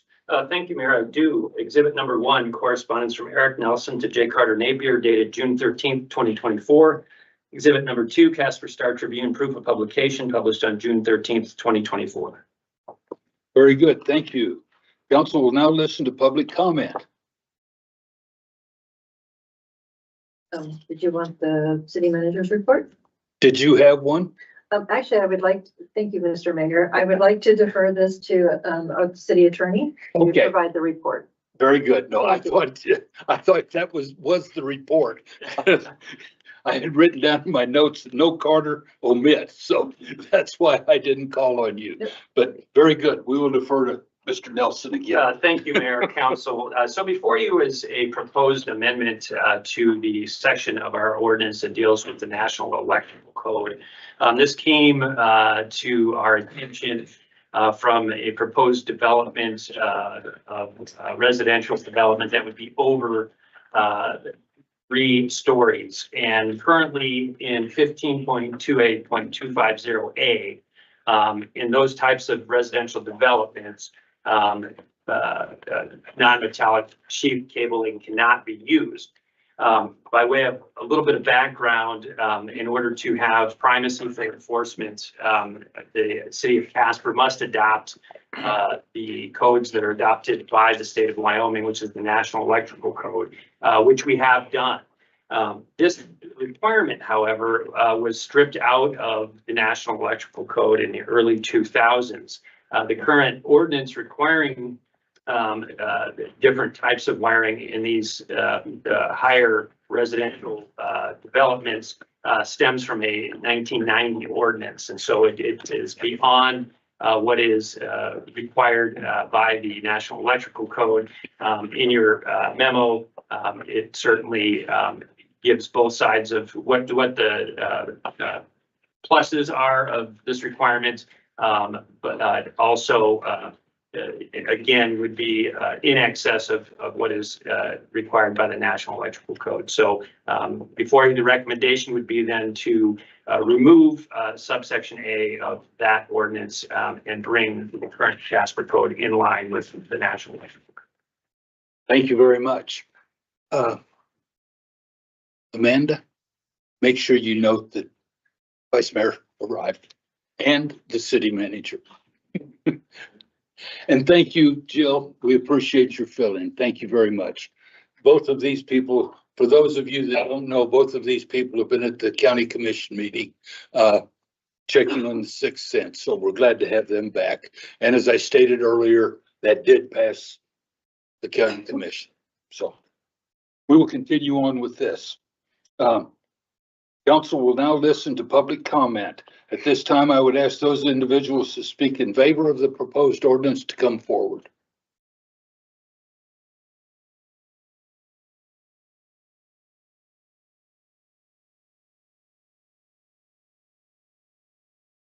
Good evening, Mayor Kathy and members of the City Council. My name is Martin Axel and I'm the Chief Operating Officer of Brick and Bond Real Estate Development. I'm here today to support the ordinance change that would amend Code 15.28.250 to allow the use of non-metallic sheath cable in multifamily developments over 3 stories. NM cable, Romex, is a cost-effective, flexible, and safe wiring solution that aligns with the National Electrical Code, or NEC standards. For those that may not be aware or familiar with the NEC, it's considered the benchmark and leading standard for electrical safety, continuously evolving to incorporate the latest safety practices and technological advancements. It's not the lowest common denominator, but rather a proactive and comprehensive set of standards aimed to ensuring the highest level of safety. In 2002, the NEC updated the uses of non-metallic sheath cable for multifamily construction 3 stories and above. While the national, state, and county codes were updated in 2002 to allow Romex and such construction, the city of Casper has not updated its codes accordingly, retaining language from 1990. Permitting the additional use of this Romex cable will reduce construction costs and shorten timelines. It's already safely used in multifamily buildings above and below 3 stories tall across the country, including in every other jurisdiction in Wyoming, which no longer have this restriction on the books. The updates at the national, state, and county levels underscore advancements and enhancements in construction practices and safety standards, fostering efficiency and uniformity. Upholding outdated regulations risks inhibiting progress and innovation within our community. We strongly agree with the city attorney's recommendation. Updating our code will bring Casper in line with modern practices and national standards, promoting efficient and economical residential development. Thank you for your time and consideration. Any questions? Thank you very much. Thank you. Any others that wish to speak in favor? Good evening, Mayor, Council. My name is Lisa Burridge. The National Electric Code allows for the use of non-metallic wiring in multifamily construction. Updating the code would bring Casper in line with current standards. Allowing non-metallic wiring, which is currently allowed in Casper in single-family construction, to be used in multifamily construction as well would offer a significant cost savings, making the construction of market rate multifamily housing in Casper more attractive. Wiring and conduit, which is currently required by code, costs significantly more in both material and installation.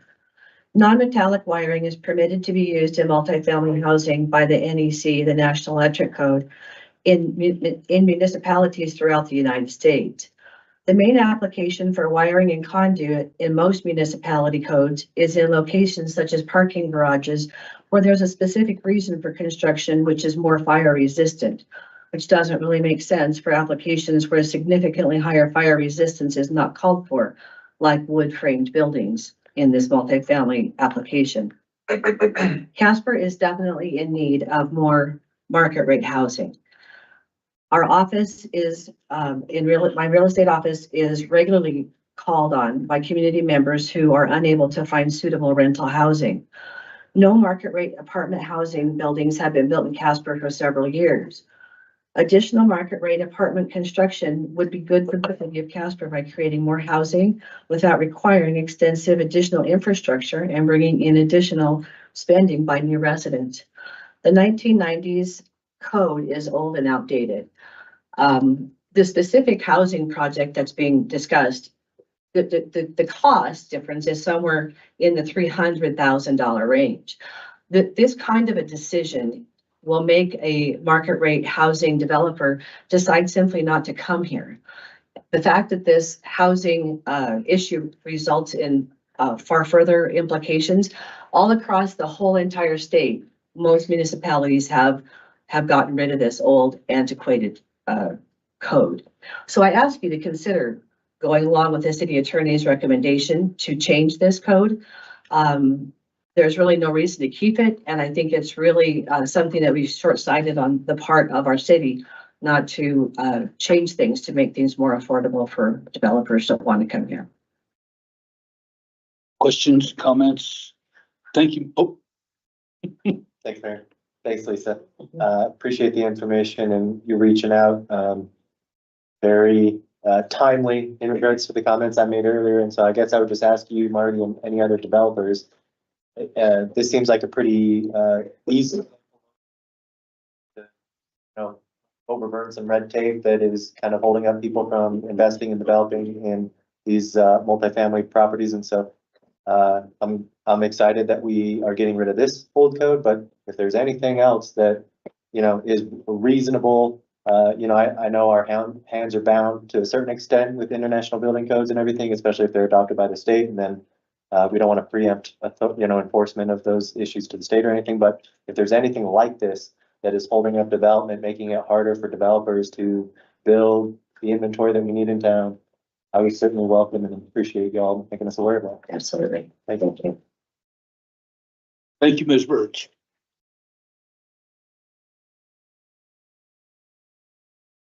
Good evening, Council and Mr. Mayor. So my name is David Walker. I'm just going to throw my 2 cents in here for this for support of it. I'm an electrical contractor here in town, so I can speak a little bit to the safety aspect of it. I suspect that if there is any opposition to this, it would be because of perceived safety risks. It's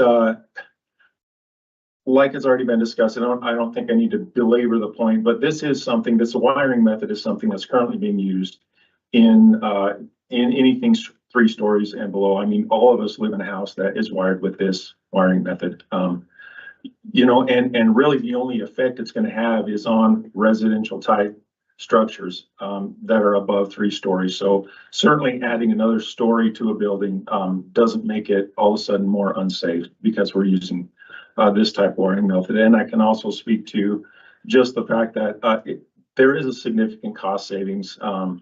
And just based on some of the projects that I've bid recently that are all over budget, there is no such thing as a project that comes in under budget right now. And I do know for sure that there are contractors who decided to pull projects because of being over budget. So this is something that would, in a small way help. So thank you. Thank you. Anyone else wish to speak in favor? Anyone wishing to speak in opposition to this ordinance? There being no one to speak for or against the proposed ordinance, I now declare the public hearing closed. Please read the ordinance by title only. Ordinance amending section 15.28.250 non-metallic sheathed cable of the Casper Municipal Code. Chair would entertain a motion to approve on first reading the ordinance just read. So moved. Second. Discussion. Comments? Amendments? Any abstentions or nay votes? All voting aye. Aye. Please record the vote. All councilors voting aye, the motion passes. Please read the ordinance on second reading by title only. Ordinance amending section 15.12.070 license, experience and examination criteria, the Casper Municipal Code. The chair would entertain a motion to approve on second reading the ordinance just read. So moved. Second. Council will now listen to any public comment.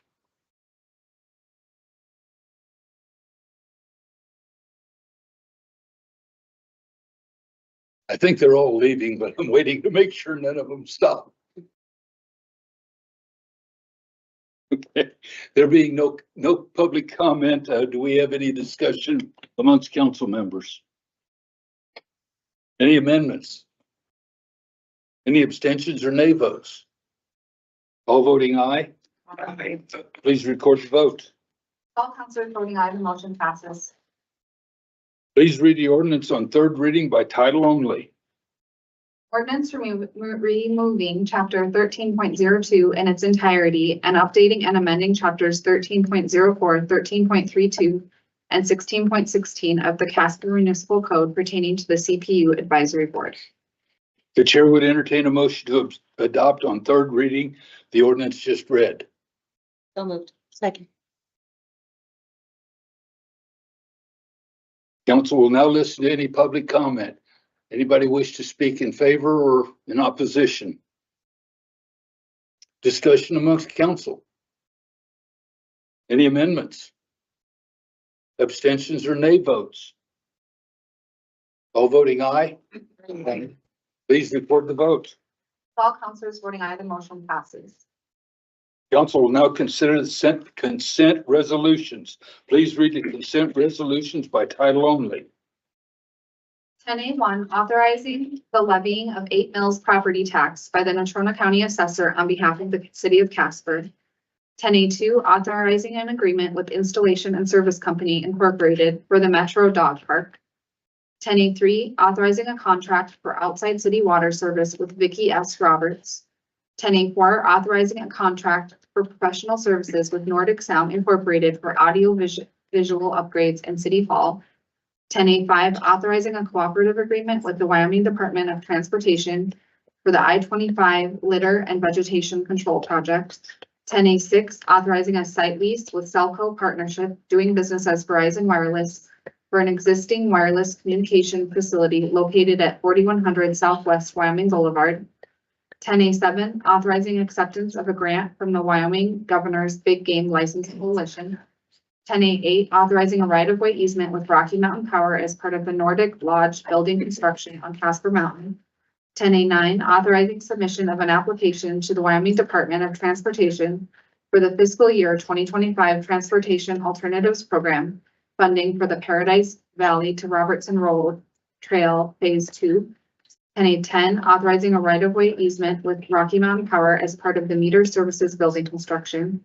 10A11, authorizing a contract for professional services between the City of Casper and the Casper Housing Authority for use of optional 1% number 17 sales tax special projects funds. 10A12, authorizing acceptance of a grant from the Wyoming Game and Fish Commission for the Wallop Grow Voting Access Fund.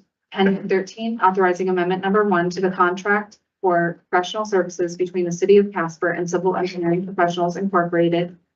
And 10A14, authorizing amendment number 1 to the Public Safety Advisory Committee agreement between the City of Casper, Natrona County Fire Protection District, the City of Mills, the Town of Evansville, and the Town of Midwest. Please, the chair will entertain a motion to adopt the consent agenda items just read. So moved. Second. City manager, would you like to comment on any of these items? No, thank you, Your Honor. Any abstentions or nay votes? All voting aye? Aye. Please record the vote. All councilors voting aye, the motion passes. Please read the consent minute action items. 11A1, authorizing the discharge of $108,415.30 of uncollectible accounts receivable balances. And 11A2, rejecting all bids received for the D Street Improvements Project. The chair will entertain a motion to approve the consent minute action agenda items just read. So moved. Second. Any abstentions or nay votes? All voting aye? Aye. Aye. Please record the vote. With all councilors voting aye, the motion passes. At this time, we ask councilors to bring forward relevant concerns or items of interest. Mr. Bond, Councilor Bond. Thank you, Mayor. No issue to bring forward, except just to say I attended my first their entire water board meeting today. Interesting meeting. I learned quite a bit with the considered the water rate increase. I'm sure the mayor will have some more comments maybe about that. And I do, but the operating budget and but just interesting topics that come up with all that goes into the whole water system with the pumps and so forth. Also attended the presentation at the work session, the county commissioners, and we were well represented by the mayor and the city manager. Thank you for your work there, and it sounds like it paid off. So that's about all. And tomorrow, almost coalition meetings. That's all I have. Very good. Councilor Pacheco. I don't have anything tonight. Councilor Haskins. I don't have a whole lot. Politics in the park tomorrow, 4:30, I believe, is when you can start speaking to candidates. It will be for Ward 2 and Ward 3 at Washington Park. Sorry. I have a public health meeting on You're gonna outdo me? I knew it. Public health meeting Thursday evening, and the groundbreaking is Thursday for that new building at. Oh, yeah. Councilor Gamera. Thank you, Mayor. Had a Downtown Development Authority board meeting last Wednesday. Liz gave an update on increased parking enforcement. My understanding is that we have a community service officer out there giving that some extra attention. And so, just trying to make sure there's turnover in those parking spots so that those local retailers can benefit from that. Whitney AC is coming to our next Old Yellowstone District Committee meeting. She is the new executive director of the David Street Station. And so I know there was a lot of people in the community really excited about her coming on board because she's got a great track record as far as community events and stuff. And so she'll be coming to the Old Yellowstone District Committee meeting to meet all those folks and, give introductions. I wanted to make sure that Gallus Greenhouse got some recognition. They cover helping to plant 20 planters downtown. Kevin Hawley estimated that they contribute probably 20 to 30 grand in in-kind donations annually to make our downtown planters look nice. And so we give them a little sign in the planters and stuff, but I don't feel like, $20,000 to $30,000 in marketing could go a lot for a little sign. So I just want to make sure we recognize that those guys do a lot to keep those downtown planters looking nice. And folks might have also seen that Kevin Hawley will be leaving the Downtown Development Authority as their executive director. He's been there for 10 years. He took a position with Wyoming Trucking Association. And so I believe he'll leave at the end of the month. But my understanding is he'll still be providing, there'll be a transition period. And so I'm very grateful that he's offered to help bring on a new ED and help with that transition. So just want to give Kevin Hawley many thanks. He came onto the DDA to see through the creation of David Street Station. He was instrumental in helping to get the financing. It's a $9 million project. It was all, I think the city Casper put in $3 million, but otherwise it was Wyoming Business Council grant and then just private and corporate donations. So thanks to Kevin for getting it built, for sustaining it through all this time, and for all of his work, making sure that, he could have left it in a bad spot, but he made sure that the separate board for David Street Station got established. He helped guide and provide training for those folks. And so I just really want to thank him for making that transition as easy as possible. And for all of his hard work at David Street Station, we are a much better community, I think, as a result of it.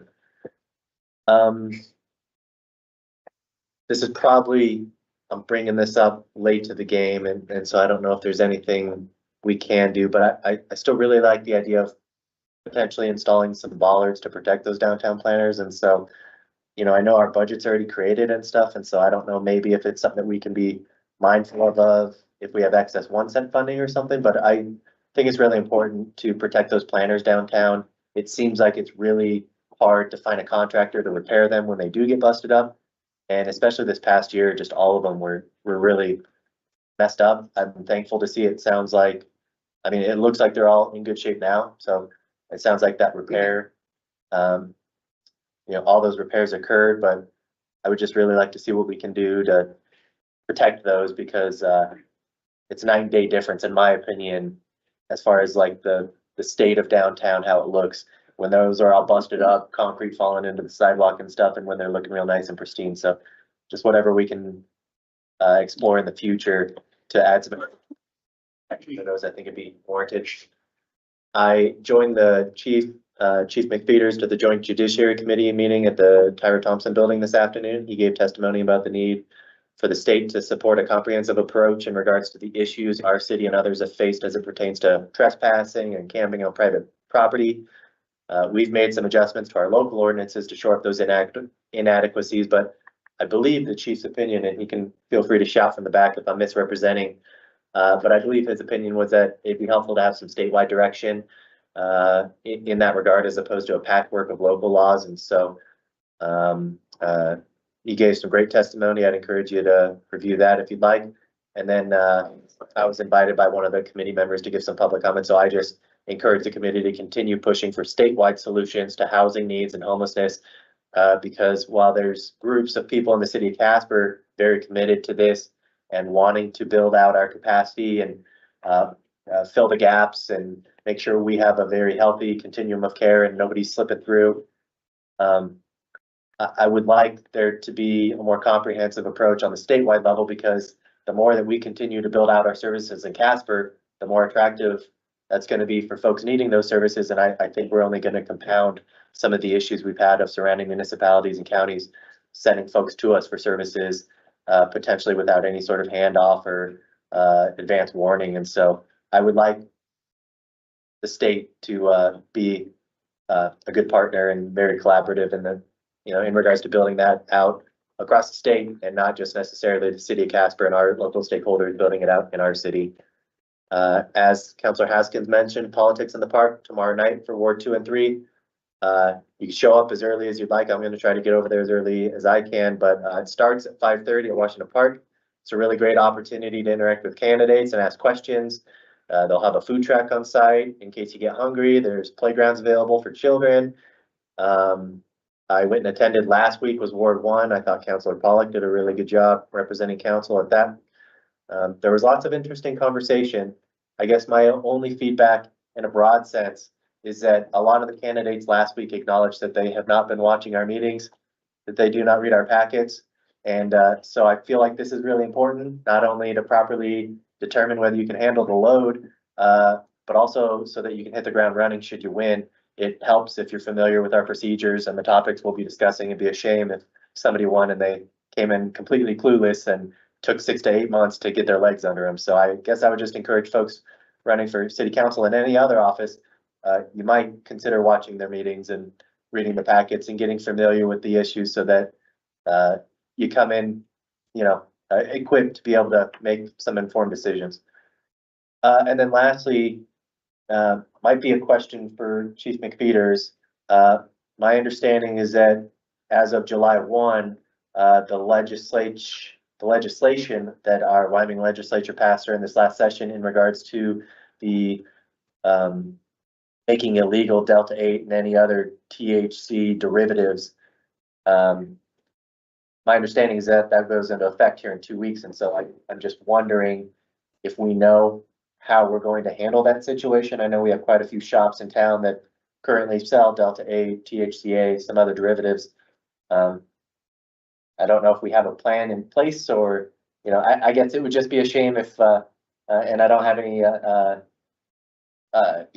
evidence to think we're going to handle it this way, but I don't want us kicking down the doors of these CBD shops, searching their shelves for Delta-8 and stuff. So I guess I'm just curious how we were planning on handling that. Maybe it's a question for the city attorney or the chief, or maybe we can get an update at our next work session meeting. But again, in 2 weeks is when that legislation is supposed to go into effect. And I just would like to know what our plan is, if any.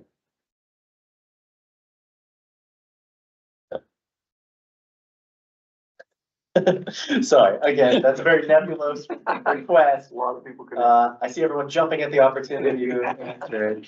Yeah, I don't have a strong opinion one way or another, whether we can squeeze it into a work session next week. Otherwise, I would ask to put someone on the spot today. Mr. City Manager, Well, the good news I will is- throw you under the Yeah, bus no at this problem. point. I squeeze it into a work session next week. I won't have to participate because I won't be here. So my vote might be for that. But no, we certainly can talk further and undoubtedly, if council would like to see a work session take place, I think that'd be probably the best alternative in order to provide a more thoughtful response, if you will. If it pleases the council, of course. Does it please the council? Yeah. I see head shaking around, so let's go that route. Perfect. Did you have something else that you wanted to mention, Jai? Or were you just No. giving a, Oh, I was just approving. okay. I just didn't want to miss Yeah. anything. Very good. Thank you. I appreciate it. I should have brought it up a while ago, but I just, realized we were coming up against that deadline and was curious what we were going to do. So thank you. That's all I have. Counselor Sutherland. Thank you. Just a few things. So I've got a couple meetings. So Homeless Coalition meeting tomorrow, LGBTQ advisory meeting on Friday. And then just a couple other notes. Jump Craze came up earlier, and I have two very happy jumping children, and I've noticed that road in front of it is awful. I'm not sure what's going on there, but I just wanted to share that information, not to call anybody out, but I think it's Heathrow Avenue, just like real bad. So at some point, hopefully that's on an agenda to get patched up. And then I just wanted to state a fact that was shared with us again earlier during our Bright Spot. So Brandy from Wyoming Food for Thought, she mentioned that there are 550 kids who are part of the summer lunch program, which is up from 300 last year. So that's almost doubling in 1 year the number of kids who are using that program. And I think it's just, again, another indicator of some of the real struggles that our residents and our neighbors are facing in our community that are not disconnected from the homelessness issues, mental health, wellness. So I think I'm just saying it just to keep it in the forefront of our minds and how we can be as responsible as possible to those who are struggling in our community. So that's it. Thank you. Vice Mayor. Attended meetings today, was at the county commissioners. They did move forward the 6th cent, so we now have some work to do to figure out what we're gonna put on the ballot for that. I have another meeting in the morning for capital financing at the state building. Then Thursday morning is the government's meeting with additional meeting land swap, and then meeting with Carter. So I also have my son getting married, and so I've informed him he needs to stop. I need to have some time. So as of my meeting Friday, then I have wedding stuff to do. So. That's it. Very good. As Councillor Bond had mentioned, I attended the Joint Powers Water Board meeting earlier today, and they approved a 4% wholesale water rate increase. So that will be coming forward to council. I want to thank Councillor Gamroth for being there this afternoon. I had to attend county commission, other meetings, but I want to thank you for being there.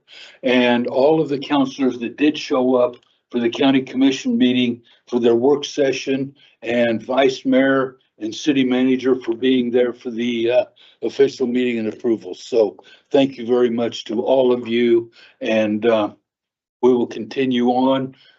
Thank you to our CFO for filling in for our city manager. And it looks like the parks people have gone. Oh, there you are. You moved. So I want to again thank you for everything you did in support of the CNFR softball tournament. We do definitely appreciate that. And I know the participants and they all appreciated it as well. So thank you there. Yes, there's the meeting in the morning, 2 meetings Wednesday morning or Thursday morning, and then I'm headed to Utah to the racetrack for the weekend. So that's all I know of. The next meeting of the city council will be a works to what? I apologize. I just wanted to, I neglected to mention this, I meant to mention it earlier, but we just got an email about the press release about the distinguished budget award that the city was awarded recently. Just want to say congratulations to Joe and to Carter and the whole staff. That was amazing. So sorry, meant to do that earlier and. Very good. Thank you. Will there be any kind of, I think in the past, there's been a plaque or this or that or something along those lines. Will there be any of that? Mr. Mayor, we actually will get a plaque, and if council would like, we could certainly, I would like that to. I would like a bigger presentation at a regular council meeting for the presentation of that, if that would be approval with council. Very good. Not that I want to do the present, but the staff deserves the credit and the public recognition. Very good. Thank you. Appreciate you bringing that up. You bet. Nope, nope, I missed him. Thank you. Anybody else got anything that we've missed? Okay, the next meeting of the city council will be a work session to be held at 4:30 p.m. on Tuesday, June 25th, and a regular council meeting to be held at 6 p.m. on Tuesday, July 2nd. A notice of an executive session will take place at this date and during this meeting was given. We have matters to discuss related to land and litigation. The chair would entertain a motion to adjourn into executive session, and at the conclusion of that executive session to reconvene this regular meeting solely for the purposes of adjournment of this regular meeting. Second. So it's all good. There are a majority of councilors present, and a motion to adjourn into an executive session has been moved and seconded. The motion requires a 2/3 majority of the council present. Any abstentions or nay votes? All voting aye? Aye. Please record the vote. All councilors voting aye, the motion passes. A greater than 2/3 majority of the council present voted in favor of the motion. We are hereby adjourned into an executive session.